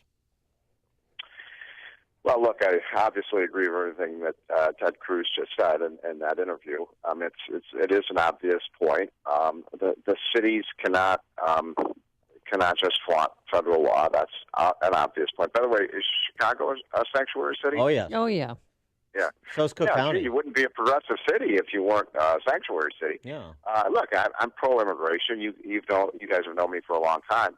I'm for immigrants coming to this country legally, but you have to come legally. You have to come lawfully. And I disagree with Trump, who wants to reduce the number of legal immigrants. But the idea that you can just come into the country unlawfully and find a hiding place in Chicago or New York or Milwaukee or Los Angeles and be a fugitive from the federal law. I mean, that's what the South tried to do in the Civil War. Say, we're not going to follow federal law. And of course, if you're part of this nation, you have to follow the federal law. So it's not even. I don't even see how it's really an issue, actually, frankly. Hey, Stephen Moore, I've been just chomping at the bit here to get your reaction to President Trump's kind of off-the-rails press conference yesterday. As a former advisor to Mr. Trump, or President Trump, how are you feeling this morning? I was on CNN last night talking about this, and first of all, it's interesting. I didn't see the press conference. I only saw the snippets that they played afterwards, and I actually went back and watched the whole press conference, and virtually everything that Donald Trump said was accurate. Actually, it is true. I went to a lot of these Trump rallies during the campaign. I was there in Chicago. Remember what happened in Chicago during that one of those rallies? I saw a lot of instances of people instigating violence and mayhem, and I would say almost all the cases, not all the cases, but almost all the cases, the violence was instigated by the left, not the right. By the leftists who came to protest against Trump, and they came to instigate mayhem and violence. Now, I was not there in Charlottesville. I don't know what happened. I think these people are contemptible, by the way. These people are carrying around torches and so on and acting like Ku Klux Klan members.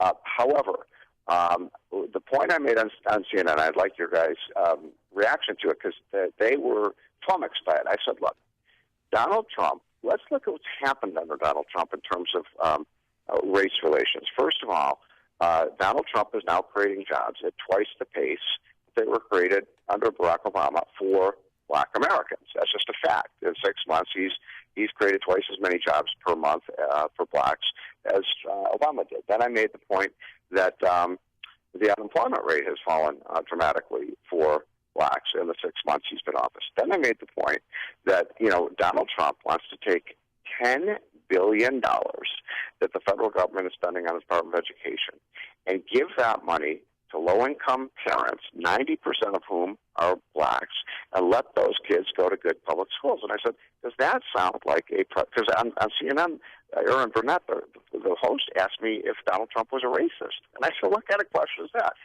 And do those policies sound like those of a racist? Donald Trump is trying to advance economic equality and educational equality for Black Americans, and he's doing it better than Barack Obama did. And they didn't have any response to that. Donald Trump is not a racist. Now, I wasn't really happy with some of the comments he made yesterday, but most of them were absolutely true. Right. Yeah, I mean, I guess the problem comes in with either he needs to be silent on the kind of the racial political traps, or he needs to use those opportunities to tout his policy achievements and policy direction, like you just did. So the president's communication matters, and it can drown out everything else he's doing if he communicates poorly. Well put, Dan. I agree with you entirely. And look, Trump has to. There's so much I admire about Donald Trump, but he has to realize now he is the president of everyone, and he is the president of all the people, and he's got to, for his own, political good, he's got to get his approval rating up with, people who are skeptical about him, so he can govern, so he can get his tax cut through, and so on. And sometimes he fails in that regard, but Donald Trump is not a racist. I made this point that when I went to the Trump rallies, you would be surprised, Amy, how many blacks you would see in those audiences, how many Hispanics, how many people who want jobs, they want economic opportunity in this country. Trump is doing that. I mean, the big story that the press won't cover is that the U.S. economy is starting to boom. I'm looking at every statistic, a lot of the kind of statistics that you don't normally look at, truck rentals and things like that by businesses. They're off the charts. This country is getting ready for a big, big economic boom. And a lot of it is attributable to Trump's policy. He's put a complete halt, just a screeching halt on regulation. He and the people he's put in these agencies. That's great. It's he wants to now lease land on federal properties, which a third of the land in the United States is owned by. Well, yeah, that's nice, but it's what he says is overshadowing by what he has accomplished so far, and he needs to be more control. And I thought General Kelly would help him, gain some composure, and that the magnitude of the office of the presidency would calm him down, and he would help guide him. But that clearly hasn't happened. Did you see General Kelly yesterday, looking down and his arms folded? And he seemed outraged. I did not. I didn't see the actual. I only heard the testimony. The press conference. I saw some snippets of it, but I did. But look, Amy, I agree with your point, and he should have. He should have said, "Look at what I've done, so far for Black Americans, and the record so far is pretty darn good." Right. I was on with last night, Dan, with the president of the NAACP, and the NAACP, came out against school choice. Yeah, yeah. And I called him out. I said, look, I respect you entirely, but, let's look at what people do. See, liberals have good intentions, but they have bad results, right? We have good results. And I think Trump has good intentions and good results. Yeah, he needs to do not what he says. Yeah, he needs to do a better job of talking about what he wants to talk about, not what the D.C. press corps wants him to talk about. Let me ask you another question, though, not to be Doug and Wendy Weiner here, but IRS rehires 213 employees ousted for falsifying documents, avoiding taxes, and other professional misconduct. What the hell? Is that enraging? It is enraging, and this is another thing that I fault Trump about. By the way, I believe, Dan, I may be wrong on this, but I believe that that Kamala is still running the IRS. Yeah, Koskinen is still there. Exactly. Yeah. Yeah, I mean, that's ridiculous. I mean, that is indefensible. I mean, this guy is somebody we wanted to impeach because he used the IRS under Obama as a political whipping board against conservatives, and he's still there. He hasn't been. He should have been replaced on the first day. No. I can't explain that. All right. Well, you explained so much. We'll give you a pass on that one. He is Steve Moore, chief economist at the Harris Foundation, Wall Street Journal columnist. Steve, thanks as always for joining us. Appreciate it. Okay, guys, have a great week. Take care. And he joined us on our turnkey.pro answer line. Connect with Dan and Amy using the AM560 mobile app. Download it today at 560theanswer.com/mobile. Law, liberty, justice. This is Law and Justice with Jay Sekulow.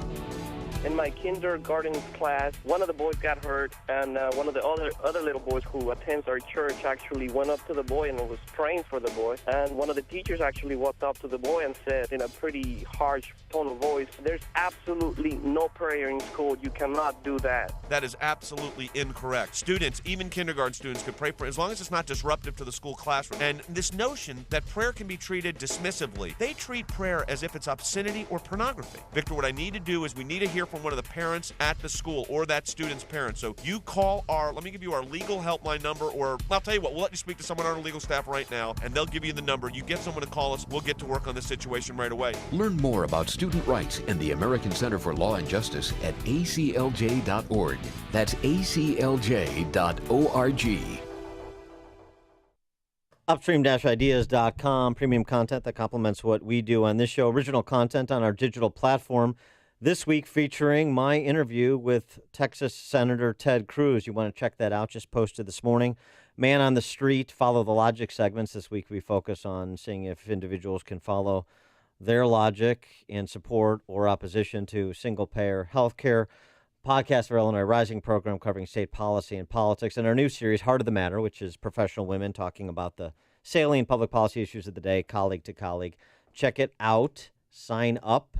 Upstream-ideas.com. One of the biggest fears for retirees and soon-to-be retirees, do I have enough? Do I have enough money to last for the rest of my life? I hear it every day when I meet with individuals, and it's for good reason. Check this statistic out. If you were born in 1800, you could expect to live until you were 39 years old. In 1900, 49. That number jumped to 68 in 1950, and today it's 79. How many people do you know that are in their 80s, in their 90s? Hi, this is Tom Fortino, host of the Alpha Wealth Hour, heard every Saturday at 9 a.m. here on AM 560. So how do you help ensure you never run out of money in retirement? The answers are in our special report, Maximizing Income in Retirement. In this powerful report, you'll discover successful tools and strategies on how to help turbocharge your income in retirement and how to position and protect your money regardless of what happens in the stock market. Call now to receive this report, Maximizing Income in Retirement, and will include 6 strategies to tax-free income. Call the Alpha Wealth Group, 630-519-4742 right now to receive your free report. That's 630-519-4742. Investment advisory services offered through Retirement Wealth Advisors, Inc.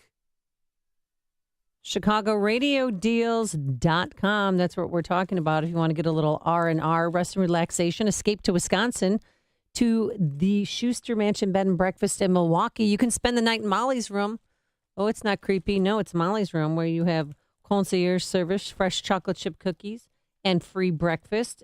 Yours for just $69. That's a huge value. Or you can also go up to the White Lace Inn in Door County and get a $300 gift certificate for only $150. So if you want to get a little R&R, go to ChicagoRadioDeals.com. If you want to stay closer to home, too, you could laugh out loud and be a part of the show at Comedy Sports Improv. Tickets are normally $44, but find them at CRD for only $22. And be sure to get your car ready for summer cruising with a deal from Fuller's Car Wash of Elk Grove Village. A full-service car wash package includes wash, vacuum, windows, dash, an $18 deal for only $10. Fun and adventure is waiting you at ChicagoRadioDeals.com. Balance of Nature's fruits and veggies. Oh, I had my joints all ached. My sciatic nerve was really bad. Like 10 hours, my eyes were so tired and heavy and almost burning. And then when I woke up in the morning, there was this nagging pain. I mean, it hurt to open them. And just in a week, I don't have the nagging pain anymore. My joints stopped hurting, and I'm in wood season. I'm lugging wood right now, and I'm not hurting. So that's, amazing for me. I'm usually really suffering. It's pretty effective. And so now, like I said, my husband and I are both taking it, and he even said his joints aren't aching as much, and he's feeling better. Good health is only a phone call away. What are you waiting for? Don't miss your opportunity to get a free month's supply of Balance of Nature. Call 1-800-2468-751. That's 1-800-2468-751. Or go online to balanceofnature.com. Use promo code CHICAGO. Dan Proft here with an important message for Chicagoland business owners. If you own or rent your building, chances are that you're paying more than your fair share of property taxes. Ask yourself this question. If you could lower your property taxes with the help of licensed professionals who have an 80% average success rate, yes, you heard that right, an 80% success rate, lowering business owners' property taxes, would you do that? Corporate Valuation Advisors has reduced their clients' property taxes on average by 20% over their 25-year service history throughout the greater Chicagoland area. Here's a Corporate Valuation Advisor's recent property tax savings success story from a local Chicago business owner. Their first year of property tax savings equaled $26,265. The total four-year property tax savings equaled $104,679.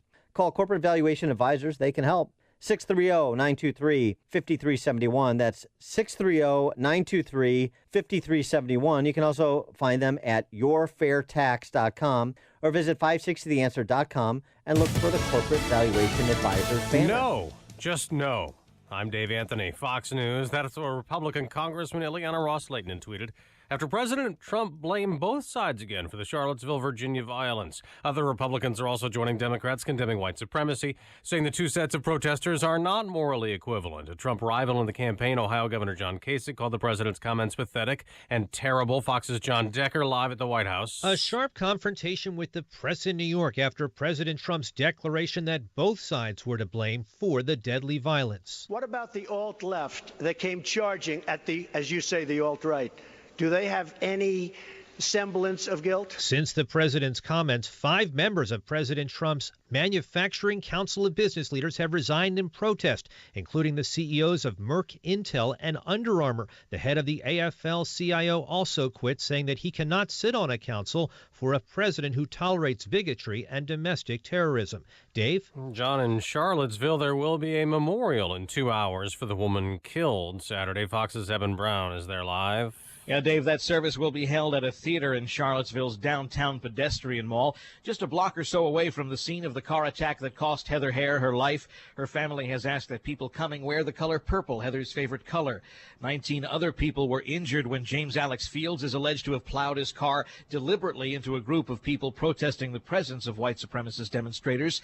And at least 2 of them are now suing the alt-right protesters, seeking $3 million for medical costs, Dave. Evan, in Alabama, 2 Republicans will square off in a runoff next month in a special election for a U.S. Senate seat that Luther Strange now holds. He was appointed.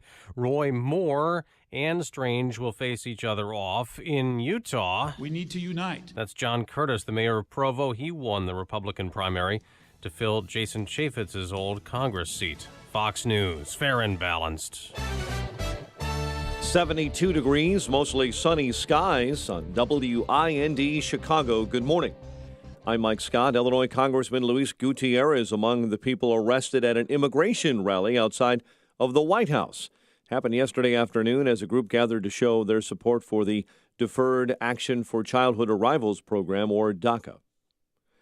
The Illinois House will vote on an education funding plan, just not the plan the governor vetoed. Lawmakers are due back at the Capitol at noon today. Democratic leaders are expected to call a vote on a plan that's similar to Governor Rauner's education funding proposal to see if it will pass or fail. Police say first-degree murder charges have been filed against the former boyfriend of a Vermont woman found dead by the side of the road in that state last month. An arrest warrant was issued for 61-year-old Rando Jibo, who's being held this morning in Downers Grove. A judge has ordered a 22-year-old suburban Chicago man jailed under $2 million bond on charges he fatally stabbed his father over the weekend. Kane County State's attorney has filed first-degree murder charges against John Schenko of St. Charles for the attack that killed 60-year-old Kevin Schenko. Schenko's assistant public defender says John Schenko is autistic and bipolar, but currently not on medications. Chicago Alderman Amaya Pawar reaching all the way down to the southern tip of the state for his running mate in the race for Illinois governor. Pawar yesterday tapping Cairo Mayor Tyrone Coleman as his lieutenant governor candidate. Reds over the Cubs 2-1. Dodgers beat the White Sox 6-1. The news is a service of LL Bean. At LL Bean, every school year is a new adventure. And now you can get 20% off book packs, kids' clothing, and more of the stuff every student needs. Visit LL Bean in Chicago today. It's 8:04, time for the AM 560 Business Beat. From the Fox Business Network and a service of Turnkey.pro, here's Ginny Casola. From the Fox Business Network, Target's business improved this summer. Sales increased more than 1% at its existing stores in the recent quarter, and its earnings were stronger. Amazon.com is rolling out a new instant pickup for popular items. The New York Post says the new service will allow you to pick things up immediately after ordering them. It just launched 5 locations near college campuses. Shoppers can purchase things from Amazon's mobile app and pick them up. It'll be offering snacks, drinks, and phone chargers that puts instant pickup in competition with vending machine services. Facebook is opening a new data center in central Ohio. The technology center will be located in New Albany, northeast of Columbus. The Dow closed up 5 points yesterday. The Nasdaq was down 7, and the S&P dropped a point. With the Fox Business Report, I'm Ginny Cosola. 8:05 and a check of traffic and weather on the way next on AM 560.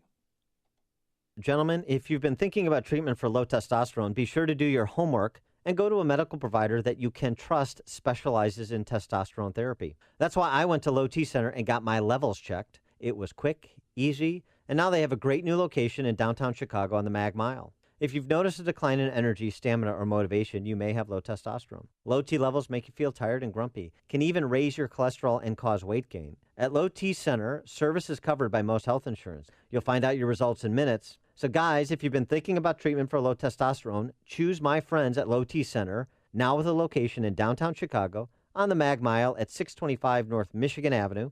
Call 312-239-3427. Tell them Dan Prof sent you. That's me. The number again, 312-239-3427. 312-239-3427 for Low T Center. Or you can go online and visit them at lowtcenter.com. That's lowtcenter.com. Why have over 3 million guys switched to Harry's razors? Because at Harry's, we give you less. We make just one razor with 5 German-engineered blades. Ding! All you need for a smooth and comfortable shave. And we got rid of upcharges. By owning the factory and cutting out the middleman, we're able to sell our high-quality blades for half the price of the other guys. Ka-ching! Now we're dropping the half-price sound effects guy. Wait, why? Not everyone can give you high quality for a fraction of the price. Harry's. One perfect razor. None of the extra noise. As a special offer for radio listeners, get an $18 shave set with an added bonus for free when you visit harrys.com and use code 4545 at checkout. Just cover a few bucks for shipping. That's harrys.com, code 4545 for a free shave set offer. Again, it's harrys.com, code 4545. Please note, no sound effects guys were harmed in the making of this radio recording. My name is David Hochberg, Vice President Lending at Pearl Mortgage. If you're looking to secure financing on a new home or refinance your existing home, give me a call. According to creditcard.com, cardholders in Illinois, Indiana, Wisconsin, and Michigan are carrying over $33,000 of debt on their credit cards. The Federal Reserve recently increased the interest rates 1/4 of a point, which according to credit enhancement expert Gary Novell, will increase the average credit card holder's interest payments $825 a year. The good news is home values have rebounded, so now is an excellent time to use your home's equity to eliminate your stress, pay off credit card debt, and lower your monthly payments. To see if you can use your home's equity to pay off your debt, give me a call now at 312-751-1333 or visit am560david.com. I've helped thousands of AM560 listeners, but I can't help if you don't call 312-751-1333 or visit am560david.com. Pearl Mortgage, an equal housing lender, Illinois Residential Mortgage Licensee 4358 and MLS 19186. It is 8:08. Let's check the roads in the Alarm Detection Systems Traffic Center with Jim Talamonte. Like the southbound tri-state is jammed 21 to 60 after a crash. Northbound delays are from Harlem to 47th and Roosevelt to North Avenue. Eastbound Adams Tollway very heavy. Randall to 25 after a crash. Reagan Tollway's okay. Veterans Memorial slow this morning after a couple of crashes. It's really heavy. Archer to the Des Plaines River Bridge from I-55 most of the way to St. Charles after the Army Trail toll to 290. Eden's inbound, 20 minutes. Lake Cook to Montrose outbound 32. Kennedy, 50 minutes. O'Hare to downtown outbound the same. The Eisenhower, 48 minutes. Thorndale to the post office outbound an hour and 12 minutes. Heavy on the extension. It's 46 minutes to get to Manhunt. Stevenson, an hour and 3 minutes. 355 to Lakeshore Drive outbound 47 minutes. The Ryan is 25 minutes from 95th to downtown. Traffic answers when you need them most. I'm Jim Talamonte on AM 560, The Answer. Chicago's Morning Answer continues next. Your official Chicagoland weather forecast from the aircomfort.com Weather Center with meteorologist Kevin Snyder. Today, some sun, then turning cloudy. Seasonably warm and humid with a high 85. Cloudy, warm, and humid tonight with a couple of showers and a heavy thunderstorm with a low 72. I'm Kevin Snyder on AM 560, The Answer. 72 degrees at O'Hare. Next news at 8:30. Chicago's Morning Answer with Dan and Amy continues next on AM 560, The Answer. Are you sure your business is being seen online? Visit BeingSeen360.com to discover how being seen online can improve traffic, leads, and sales. BeingSeen360.com. This is Chicago's Morning Answer with Dan Proft and Amy Jacobson on AM 560. The Answer.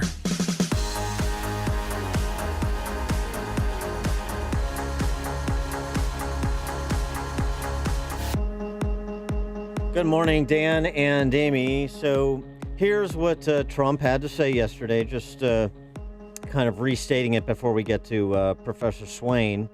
Trump on relitigating the both sides argument that he sparked on Saturday. Define alt-right to me. You define it. Go ahead. Well, I'm saying, define it for me. Come on, let's go. Define Senator it. McCain defined them as the same group. Okay, what about the alt-left that came... Excuse me.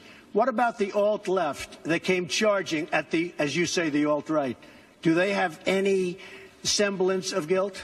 This is Senator McCain's statement. Let me ask you this. What about the fact that they came charging with clubs in their hands, swinging clubs? Do they have any problem? I think they do. And Trump continued. Was George Washington a slave owner? So will George Washington now lose his status? Are we going to take down, are we going to take down statues to George Washington? How about Thomas Jefferson? What do you think of Thomas Jefferson? You like him? Okay, good. Are we going to take down the statue? Because he was a major slave owner. Now we're going to take down his statue. So you know what? It's fine. You're changing history, you're changing culture, and you had people, and I'm not talking about the neo-Nazis and the white nationalists, because they should be condemned totally. But you had many people in that group other than neo-Nazis and white nationalists, okay? And the press has treated them absolutely unfairly. Now, in the other group also, you had some fine people, but you also had troublemakers, and you see them come with the black outfits, and with the helmets, and with the baseball bats. You had a lot of bad people in the other. So there's bad and good on both sides, and when it comes to cultural iconography, like statues and monuments and memorials, what's the limiting principle is sort of what he was saying. there's a lot of sort of what he was saying that applies to what Trump had to offer yesterday. So to help us with that, we're pleased to be joined by the aforesaid Vanderbilt political science professor and author of the 2002 book, The New White Nationalism in America. She is Dr. Carol Swain. Dr. Swain, thanks so much for joining us. Appreciate it. It's my pleasure. I should correct you and tell you that yesterday was my last official day at Vanderbilt. Oh. I now fall into the ranks of the retired. All right. Oh, So, well, Professor Emeritus from Vanderbilt. How about that? That'll do for now. Okay, very good. Well, congratulations on your long career. I've familiar with your work. I've seen you on the cable talk shows from time to time. It's always very interesting, which is why we want to have you on this show. Also, to cleanse our experience with Jay Cutler, a Vanderbilt grad. So we wanted to have somebody from Vanderbilt that could resuscitate its reputation in Chicago. Okay. So your reaction to what Donald Trump said yesterday at his press conference, kind of even give us the last 4 days from what he said Saturday to then the statement he made Monday to then the press conference yesterday. Well, first I have to say that very few people in the media who are discussing this topic really understand, the nuances of it. I agree with the president that they are painting a lot of people with a broad brush. When I wrote The New White Nationalism in America, Its Challenge to Integration, I called it the New White Nationalism to distinguish it from white supremacy, the neo-Nazis, and the Klan. And so the whole point of the book was that there was a new movement developing in America that included people as its leaders who were well educated. They were not espousing racial violence or epithet. In fact, they made their arguments using the language of identity and multiculturalism, and they were very concerned about what they saw as the civil rights of white people being trampled. The book was a warning because I felt that they were making rational arguments using social science data, FBI statistics, science. They were making arguments that I thought would be persuasive to the mainstream white population. I had felt for some time that you cannot argue that every group has an interest and they should be able to identify and celebrate their heritage and then say not white. And so what I found was there were a lot of grievances that white people had. And as far as the president saying there were many different people at that rally, I'm sure he's correct that there were the neo-Nazis, the Klansmen. We saw them, but there were also the activists that are calling themselves the alt-right. I call them the new white nationalism. And then you had everyday people who were concerned about the destruction of Southern monuments. These are not people that hate blacks. And I would say that among the alt-right, there are people who are pro-white, but that doesn't mean they hate other groups. And then you had leftist whites and blacks. And so I think the president was trying to explain something that the media doesn't understand, or they're deliberately trying not to understand. Yeah, but I mean, somebody who signed up to go to that event, the neo-Nazi James, who used his car as a weapon and killed an innocent bystander. I mean, Heather Heyer, she's getting buried today, and for President Trump yesterday to almost as he was sympathetic to the white nationalists, I think it's inexcusable. I think that you had. I don't believe that people went there to kill anyone. I think that once you had the police not separating the counter-protesters from the protesters, they should have had at least 500 yards between the groups. I would imagine that young man was someone that went there and got angered by something that was said or something that was done and just acted on his own. And we see all the time that you have people who are leftist as well as the far right. They act on their own, and you cannot control a large crowd. You don't know who's going to mingle in there. And so I think that it's a mistake to say that, that the people who went there to protest the destruction of the monuments, that they went there for any reason other than to protest, which is their First Amendment right. The counter-protesters bear some responsibility. Well, when it comes to white identity politics, white nationalism, as you're describing it, it seems to me there's a lot of purposeful muddying of the waters, right? Rod Dreyer has a good piece in The American Conservative on this, where he is reacting to a piece that was written by Perry Bacon Jr. at 538, using language that is not unfamiliar. Protect conservative Christians. That's code word for white identity politics, even though, of course, there are non-white conservative Christians. Protect police officers. That's white identity politics, even though, of course, there are non-white police officers. In fact, like half the police force of Chicago police force is black or Hispanic. But so if you're on the side of police, if you're a Christian and you're a white male in particular, then you're part of alt-right. And as you're distinguishing, there are gradations between KKK and neo-Nazis, white supremacists, and the so-called alt-right, the those that have grievances essentially, but are otherwise nonviolent.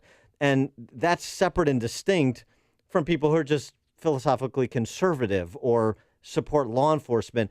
And in the D.C. press corps, all of that gets muddled or gets categorized under the rubric of white identity politics or whiteness. Well, one of the things I said in my book was that white interest and white identity would be the next logical stage for identity politics in America, and that if we wanted to have racial harmony and racial integration, we needed to move away from so much identity politics and embrace the American national identity. Mm-hmm. Because as long as you have Black Lives Matter, and I believe that they are a Marxist group, and that some of their leaders across the country have espoused hatred and violence towards whites. You have the new Black Panther Party. You have a lot of militancy among blacks, as well as that Antifa, the anti-fascists. On the political left, they are instigators. We saw them go to the Trump rallies to spark violence.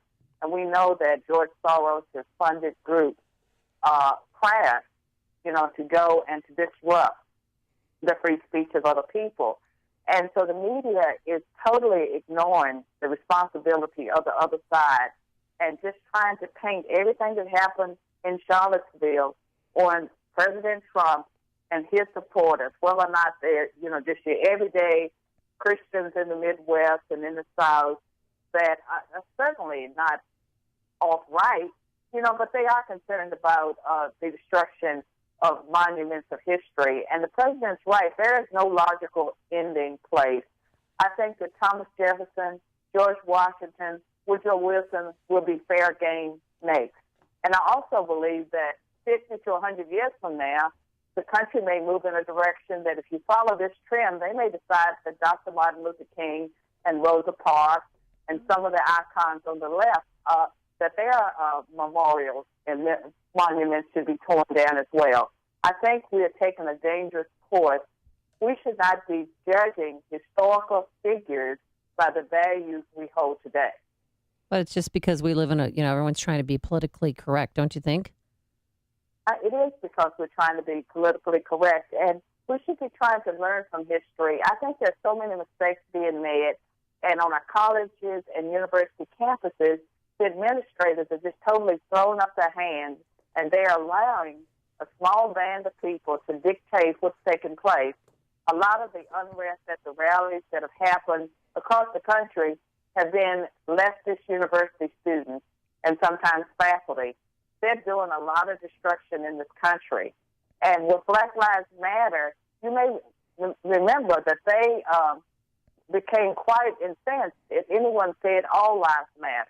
Right. I mean, they were clear, and they, by their own behavior, contradict that they believe Black Lives Matter, because if they believe Black Lives Matter, they would be protesting the violence that takes place in cities like Chicago, and also the extraordinarily high black abortion rate, and there's so much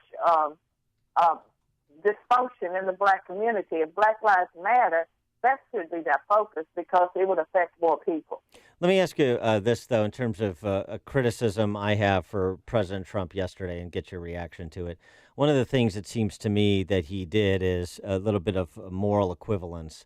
And it was a problem when President Obama did it with respect to Dallas police officers and essentially a sop to Black Lives Matter. And so it's a problem when Trump does it, if you agree that he's doing it. And so there's something that is unique about white supremacists that requires a unique moral clarity because of the original sin of this nation, slavery, and then the 100 years of Jim Crow and state-sponsored racism subsequent to the Civil War.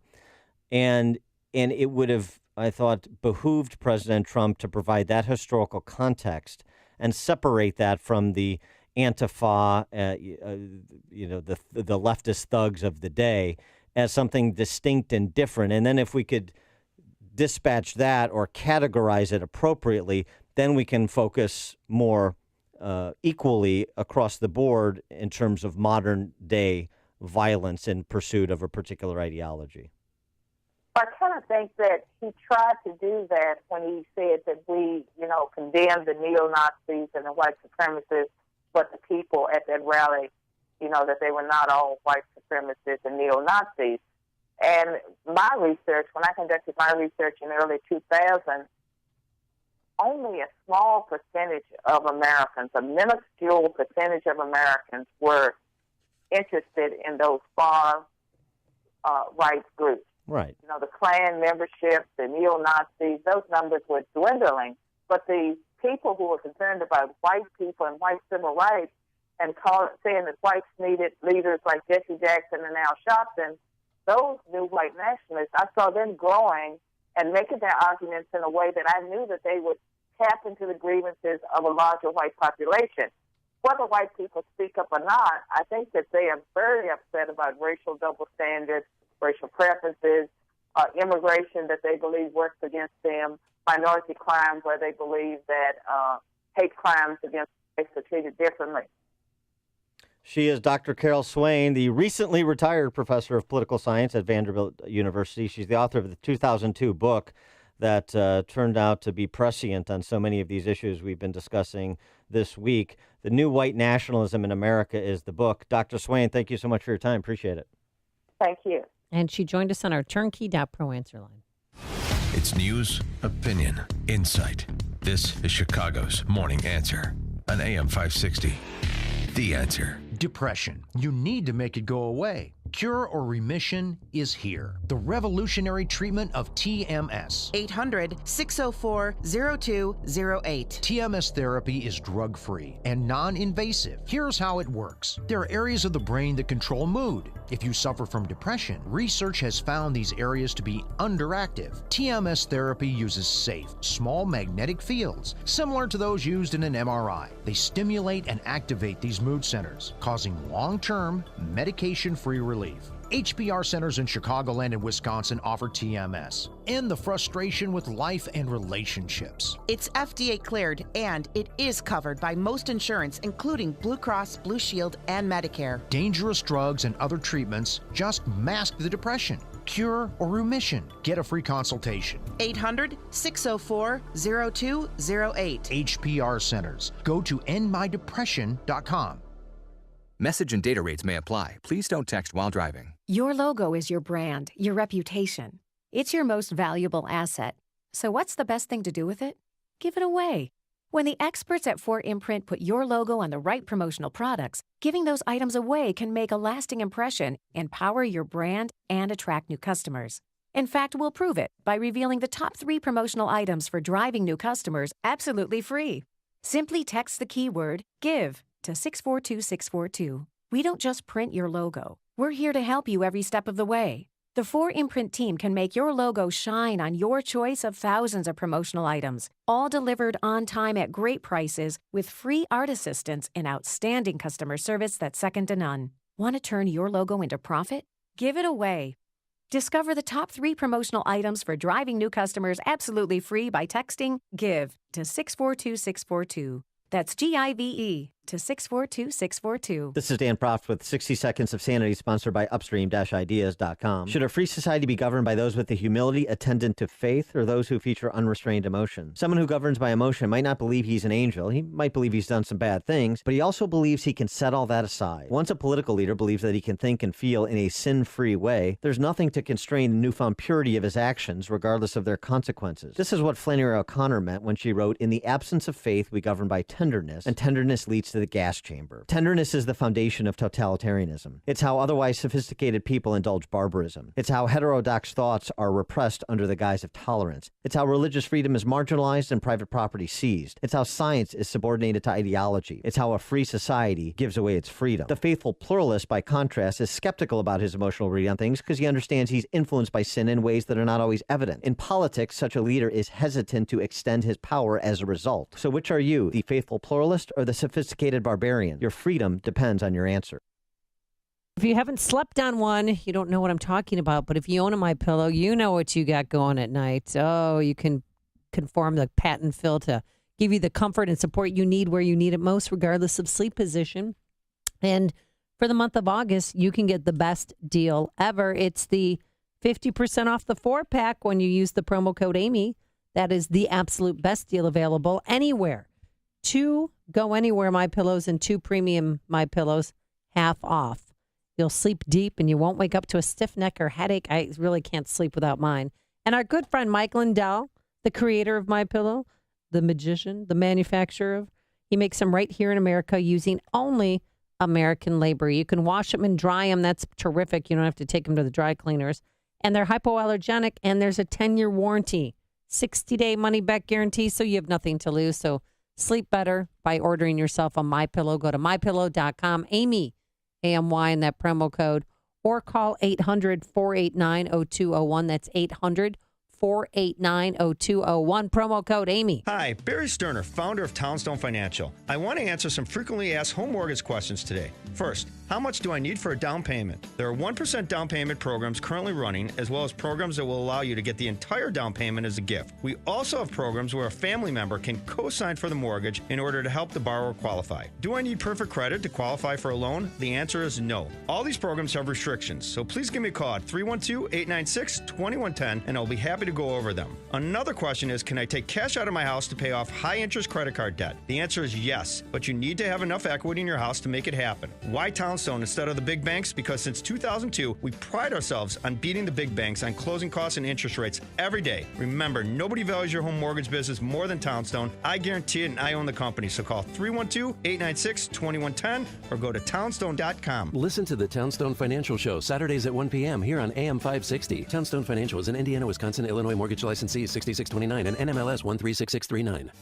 Signature Bank is Chicago's fastest growing, independently owned business bank. Signature Bank listens to your story, learns about your business, and sticks with their customers. I'm Dan Proft, and I know this because Signature Bank is my business bank. Hi, I'm Brian Duncan, co-founder of Signature Bank. Born and raised in Chicagoland, my partners and I knew this city needed a locally owned business bank. As fellow entrepreneurs, we know the challenges facing businesses, and we are invested in our customers' success. We are here to build mutually beneficial, long-term, lasting relationships with our customers. We look forward to helping our customers reach their goals every day, and we are here to see them succeed. At Signature Bank, you work directly with decision makers who understand your business and can deliver on their promises. Signature Bank is looking for their next success story. Learn more about turning your business vision into reality. Visit signature-bank.com. Signature Bank, helping local businesses succeed. Member FDIC, Equal Housing Lender.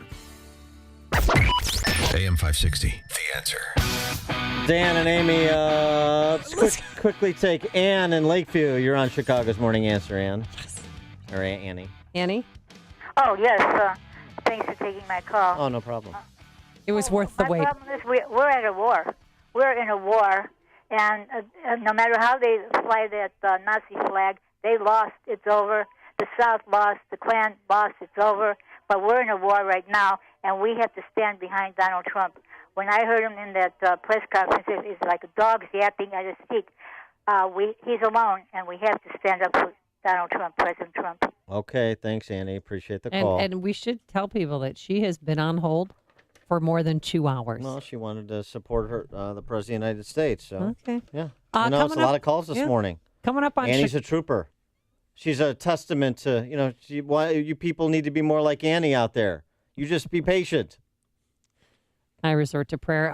Coming up on Chicago's Morning Answer. We're going to talk to Isaac Morehouse. He's the founder of a company that is helping young people trade in apprenticeships for overpriced sheepskins. That's at 8:38. And later, a man in Texas was arrested for doing what to what? But first, let's go into the newsroom. Here's Mike Scott.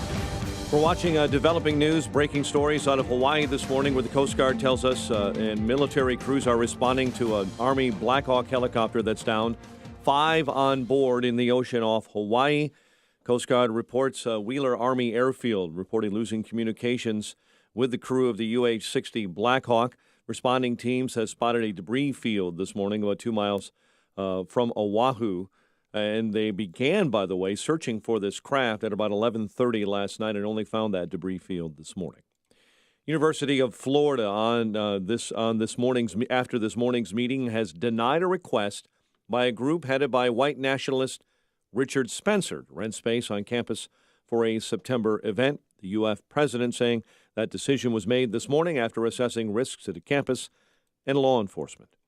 A new poll this morning, just out, finds a lot more Republicans supporting President Trump over Senate Majority Leader Mitch McConnell. It's a political morning consult poll showing GOP voters overwhelmingly say Trump is more in touch with them than the Kentucky Republican. Meantime, you've heard Dan and Amy talk about it this morning here on AM 560. President Trump saying there's plenty of blame on both sides after the deadly weekend of violence in Charlottesville, Virginia. You had a group on one side and you had a group on the other, and they came at each other with clubs, and it was vicious, and it was horrible, and it was a horrible thing to watch. Republican Ohio Governor John Kasich, though, this morning doesn't appear happy with the president's claim that both sides are to blame. There is no moral equivalency between the KKK, the neo-Nazis, and anybody else. Anybody else is not the issue. These folks went there to disrupt. Kasich on NBC's Today Show. The National Park Service removing graffiti from the Lincoln Memorial. Red spray paint was found on the memorial yesterday. Mike Litterist is with the National Park Service. There was some spray paint on the Lincoln Memorial the night before Dr. King's March on Washington speech here. Crews have been working to remove that graffiti with a special gel that's safe to use on historic stone. Beachgoers along the U.S. Atlantic coast are remaining on alert this morning for hazardous conditions. So if you're headed for a late before-school vacation, careful. Hurricane Gert is increasing swells and causing life-threatening rip currents. Illinois Congressman Luis Gutierrez among those arrested at an immigration rally outside the White House yesterday. Illinois House lawmakers will vote on an education funding plan at noon today at the Capitol, just not the plan the governor vetoed. Games canceled because of fighting at a Chicago youth basketball tournament are being rescheduled for later tonight. Not played at the UC, played in front of smaller crowds at a high school gym following brawls both inside and outside the United Center. And for those who are interested in the ongoing saga of Willie or Willie not, actor Daniel Craig says yes, he will return as James Bond. Craig breaking the news last night on The Late Show with Stephen Colbert, the actor hinting it will be his last time playing 007 after 4 films. Reds over the Cubs 2-1. Dodgers nipped the White Sox 6-1. Dodgers now 50 games over the 500 mark. The news, a service of Dove Men Plus Care. Did you hear that 91% of guys that use Dove Men Plus Care antiperspirant recommend it? Dove Men Plus Care users say they don't know how it works, but it gets the job done. Sounds good. Pick up some new Dove Men Plus Care antiperspirant for yourself at your local retailer. 8:36 and a check of traffic and weather on the way next on AM 560. This hourly segment is brought to you by Papa Nicholas Coffee. Papa Nicholas, great coffee, period. Let's face it, most people don't look forward to taking their car in for repairs, but regular maintenance is crucial to preserving the investment you've made in your car. At Midwest Performance Cars, we take the pain out of maintaining your European vehicle by performing a thorough 40-point digital inspection complete with pictures. We will send your car's report and our written estimate out to you by email, text message, or phone, so you can be confident in our recommendations and can see for yourself what your car needs. We repair, road test, and wash your vehicle in preparation for pickup, then take the time to explain exactly what work was performed. We'll even remind you when your next service is due. Leave the responsibility for your vehicle maintenance up to us. At Midwest Performance Cars, we're looking out for the health of your Porsche, BMW, Mercedes, Audi, or other European nameplate. In Chicago at 1385 West Lake Street, book your appointment online at MidwestPerformanceCars.com or call us at 312-432-9492. And coming this summer, we will be opening our second MPC location in Northbrook, Illinois. Balance of Nature's fruits and veggies. I had some ulcer issues on my leg that I had from Vietnam. It would erupt on occasion of periods of stress. When I was taking juices, these ulcers had disappeared, but I was not able to get good quality fruits and vegetables to make good juices. And, these ulcers came back. But since I've been taking the fruit and the veggie capsules, these ulcers again have subsided. Good health is only a phone call away. What are you waiting for? Don't miss your opportunity to get a free month's supply of Balance of Nature. Call 1-800-2468-751. That's 1-800-2468-751. Or go online to balanceofnature.com. Use promo code CHICAGO.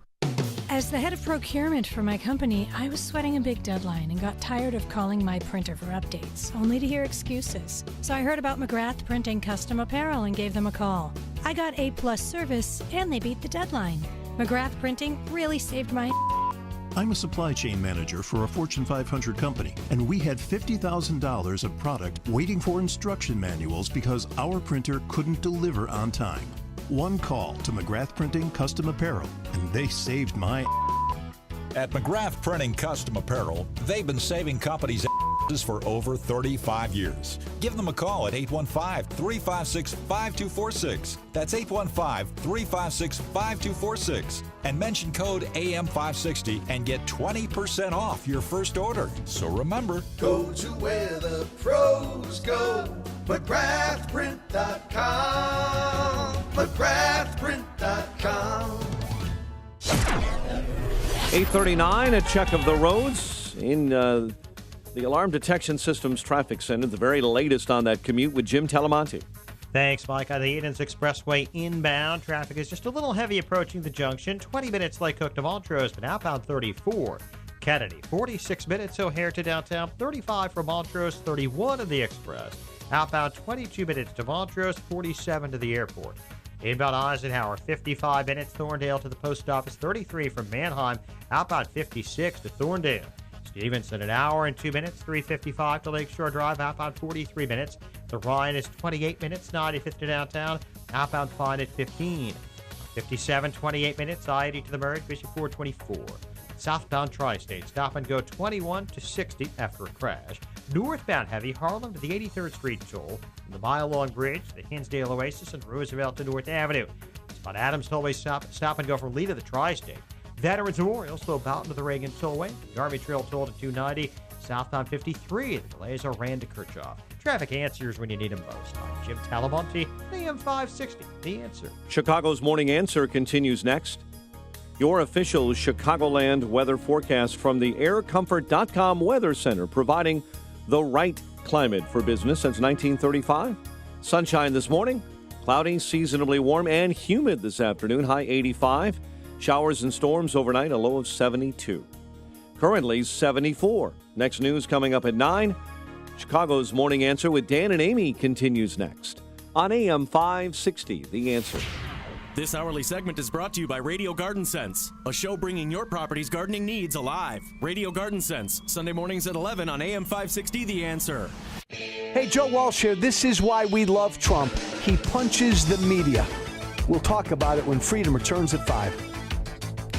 Good morning, Dan and Amy. Switching gears here. Model that could be scaled in these difficult times where, because of federal subsidy, college education, college tuition has spiraled beyond the realm of most middle-income families, at least those families who don't want their children coming out of a four-year university with high five-figure or six-figure debt. You know, I met a kid over the weekend, African-American kid from Inglewood, who graduated, owes $112,000 in student loans. Yeah. And he said, Amy, if I can, and he's just lucky he got a job at Trader Joe's because they have great benefits, and he's very fortunate.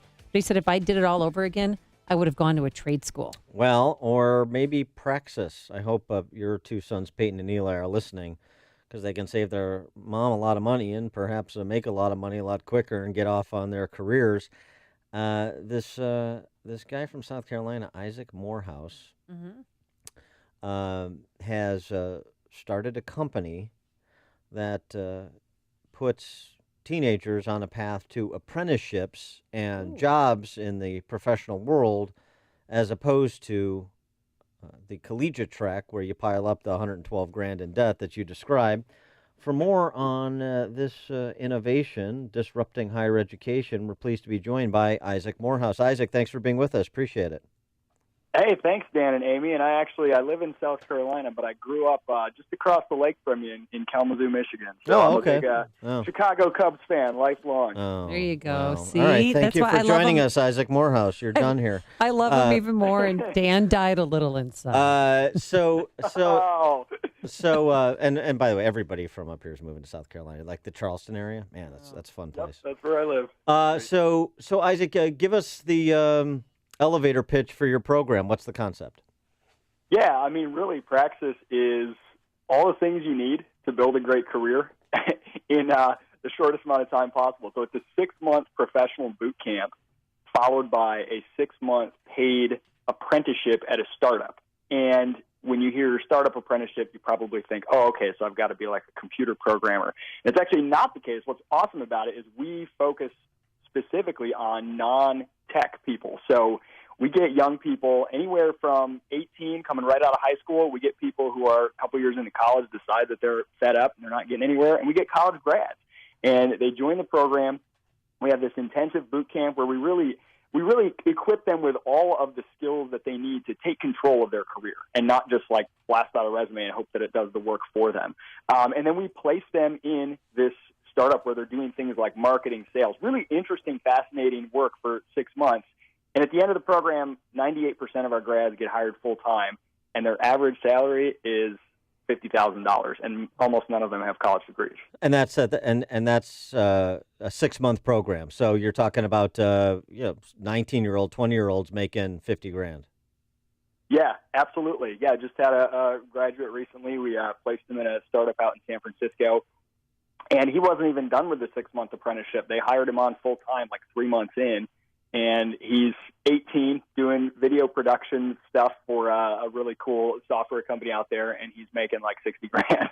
So, it's not easy. It's hard, but the kind of things you need are not things that are like you have to just be lucky enough to be born with them. We're talking like hard work, drive, independent thinking, creativity, not just following rules, checking boxes, but thinking about how to create value for others. And that's the kind of stuff that we really have to inculcate in that boot camp. And so what's the average age? I mean, if you're in your 30s and you want a career change, can you become part of the group? We really focus on about 18 to 25 range. The average age is probably 20.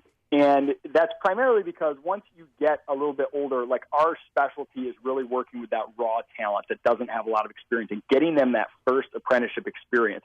It's harder. It's kind of a different market once you get older than that. We have had people as old as 30 that we've been able to work with successfully, but it's just not really in our sweet spot. Yeah, sorry, Amy. There's no room for you at the end.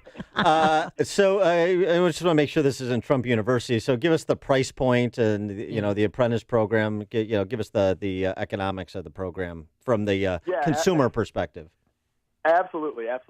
So it's a 1-year program. It costs $11,000. And you earn at the apprenticeship about $14,000. So at the end of the year, you net out basically at zero cost. In tuition, you can pay tuition all up front, or you can spread it out and pay it in installments. But the goal is to make it as accessible and affordable as we can and really by having the apprenticeship cover, tuition. I think it's pretty awesome. I mean, we get people a lot of times who are skeptical because they're like, it sounds too good to be true because you're telling me that I do this one-year program, I come out, 98% of grads are getting hired, and the whole thing doesn't cost me anything when I net out what I earn from what I pay. And there's a lot of skepticism of that, but I assure you, this is real. We have real people, real graduates, real participants, and it does work. And it's a simple model. I mean, the apprenticeship concept is very old, and it works very well. And it's kind of gotten lost amid all the sort of subsidies and paper chasing. So how long have you been around, and how many people have you helped? So we've been around for about 3.5, almost 4 years now. We have 50 graduates, and then we've got a little over 100 people currently in the program, and we add new participants every month. We launch a new class. And so it started very, very small. The first class was 6 people, and it was like, all right, let's prove to the world we can make this thing work. And now we just added, this month alone, we're 14 people. So we're growing. And I assume that there are business relationships you've developed where you have, success rates with placing your apprentice graduates.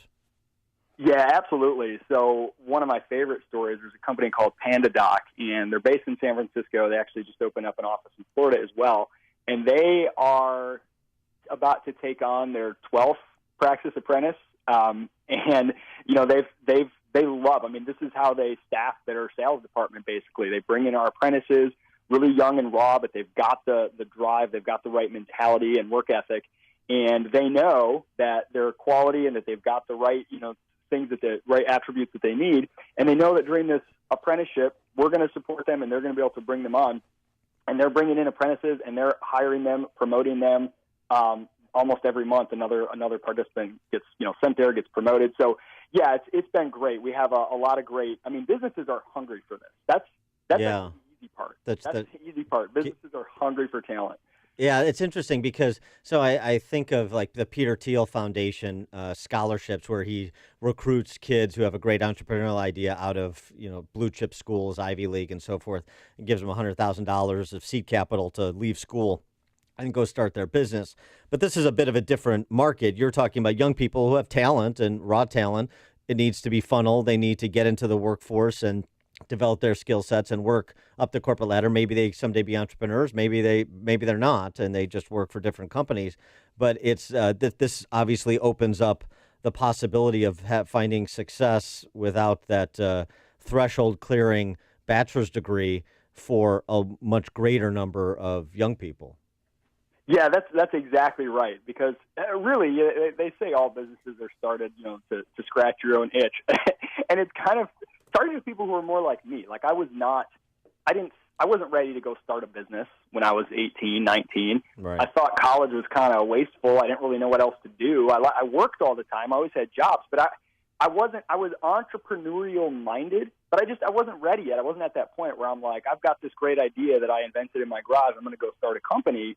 And so I kind of felt like I had no options. And now I know enough from working in the marketplace, for a decade after graduating, that the degree doesn't really do much for you anyway. If the degree is the most interesting thing about you, you're going to have a really hard time.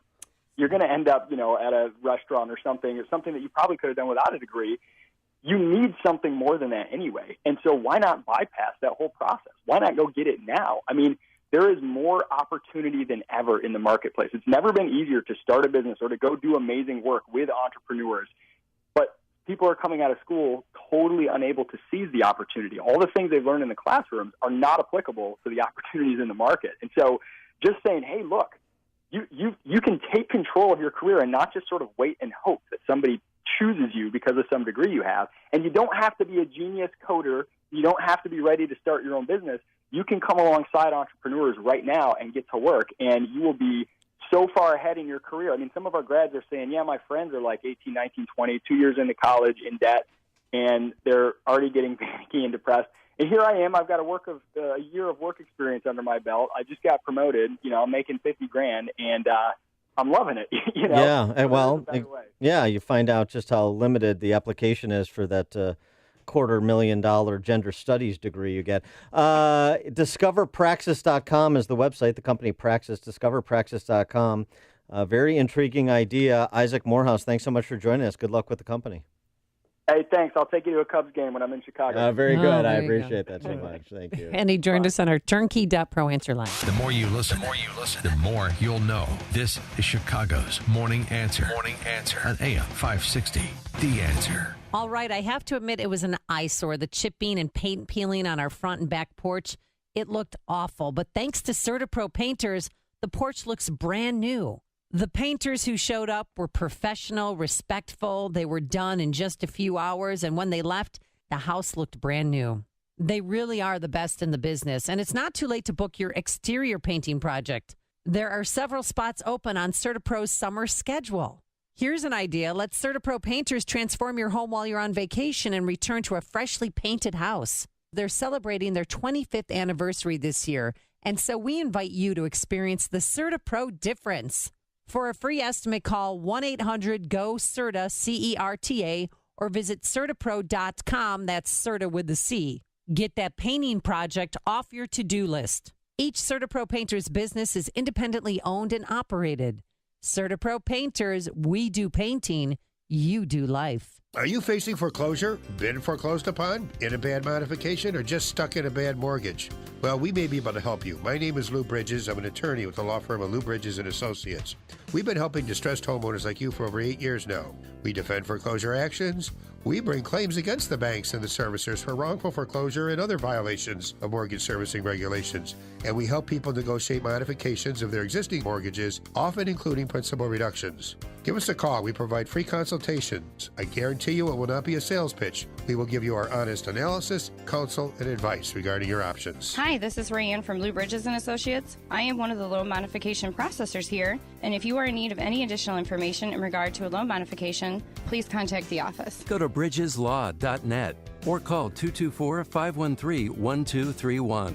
That's 224-513-1231. Remember, people, never give up the land. Fight for truth and justice. You do that, and I guarantee you'll never be alone. If you're over the age of 50 and considering buying an annuity in the next 60 days, I have some important news for you. Don't buy an annuity if you have over $100,000 in available assets until you receive your customized Income for Life quote from Next Gen Annuity Strategy pioneer J.D. Melberg. These quotes use little-known strategies to show you how you may get up to 33% more income in retirement. Using J.D. Melberg Financial's exclusive Next Gen strategies, John, 58, will get $36,000 of guaranteed income per year from his retirement savings, and Mary, 62, over $9,000 per year. They'll never run out of money, no matter how long they live. So grab a pen right now, because we're about to offer you your free Income for Life quote using little-known strategies we believe you should know before buying an annuity. Call 800-201-7676 now to receive your free Income for Life quote with our exclusive Next Gen Annuity Strategies from a J.D. Melberg Insurance licensed agent. Call 800-201-7676. That's 800-201-7676. Increased income is possible following a specific strategy suited to your financial goals. Annuity guarantees rely on the financial strength of the insurance company. Hypothetical examples not available in all states. Results vary. There's so much to look forward to as the weather gets warmer.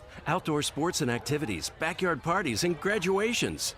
For your next celebration, party, or get-together, leave the eats to Augustino's Rock and Roll Deli. Whether it's around your table or theirs, Augie's is the place where sports teams, families, and friends celebrate with great food at a great price for almost 40 years. Try their signature subs, freshly made and fully loaded with the highest quality meats and cheese. Or choose from their fresh, never-frozen half-pound Angus beef burgers, authentic homemade Italian beef sandwiches, hand-rolled meatballs, pizza, and fresh salads. Dine in, surrounded by authentic rock and roll memorabilia, or phone ahead for orders to go. Whatever works for your team, Augie's offers fast, fresh, affordable food designed to make your special time with friends and family simple and easy. Augustino's Rock and Roll Deli in Carroll Stream or West Chicago. Don't forget to check out their extensive catering menu at augustinos.com. This season, let the good times happen with Augustino's Rock and Roll Deli. Hello, everyone, and here we go again with Karen Lewis and the Chicago Teachers Union demanding more money from the Chicagoland taxpayers.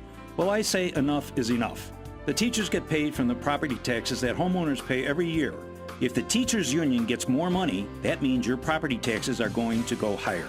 This is Tom Mirabali, your health insurance advocate and independent representative for Blue Cross Blue Shield of Illinois and other health insurance carriers. For months now, I have been telling you about purchasing health savings account PPO plans that will cost you approximately 40% less in monthly premiums than you're currently paying now. Well, the same thing applies to the Teachers Union. I can show the union that they can purchase a more comprehensive health insurance plan that is in full compliance with the Affordable Care Act and will cost the taxpayers up to 40% less in monthly health insurance premiums. For more information, you can call me at 630-863-3477. That's 630-863-3477. Balance of Nature's fruits and veggies. I've had 10 major surgeries, including 3 brain surgeries. And I have extreme rheumatoid arthritis, lupus, and fibromyalgia. And I wanted to let him know that his balance of nature have helped boost my immune system so much, because I'm on injectable medications for the rheumatoid, and they bring down your immune system. Since I've been taking balance of nature, I haven't gotten a cold, nothing. It really helped me tremendously. Good health is only a phone call away. What are you waiting for? Don't miss your opportunity to get a free month's supply of Balance of Nature. Call 1-800-2468-751. That's 1-800-2468-751. Or go online to balanceofnature.com. Use promo code Chicago. AM 560, The Answer. Amy, as you know, I love love, and I don't care what form it comes in. So when Eleodora Stala began courting a chain link fence, I said, you go, Elio, whatever makes you happy. Well, he lives in Austin, and he was, he started with heavy petting, kind of. No, actually he started by urinating on the fence, which is the way you start all relationships. At least I do. Okay, R. Kelly. And then after he got that out of the way, he would take off his shirt and rub his chest against it, and then he would make out with the fence. So the opening in the chain link, he would French kiss. According to the police report, yes, this is how this ended. That's not how it ended. Elidoro put his mouth inside the chain link fence and stuck out his tongue, moving it up and down ever so gently. Oh, yeah. Get your fence on. And then neighbor saw him stick his erect penis into the chain link fence. Okay, Dan. To have sex with the fence. Yeah, so it did have a happy ending, but actually not, because then he eventually got arrested for indecent exposure. But because the video was taken on her cell phone that was a little grainy, they can't prove that it was his body part. Well, I'll tell you what. Moving and jumping. I hope he and the fence are very happy together. The other thing is, meet your new Truling fence spokesman, Elidora Estrala. How good are those fences? Let Mr. Estrala tell you. Thanks so much for making us part of your morning. We're back here tomorrow at 5 a.m. now. Here is Mike Scott. More youth basketball tournament rescheduling after brawls at the United Center. We'll tell you why. New recruits are joining the police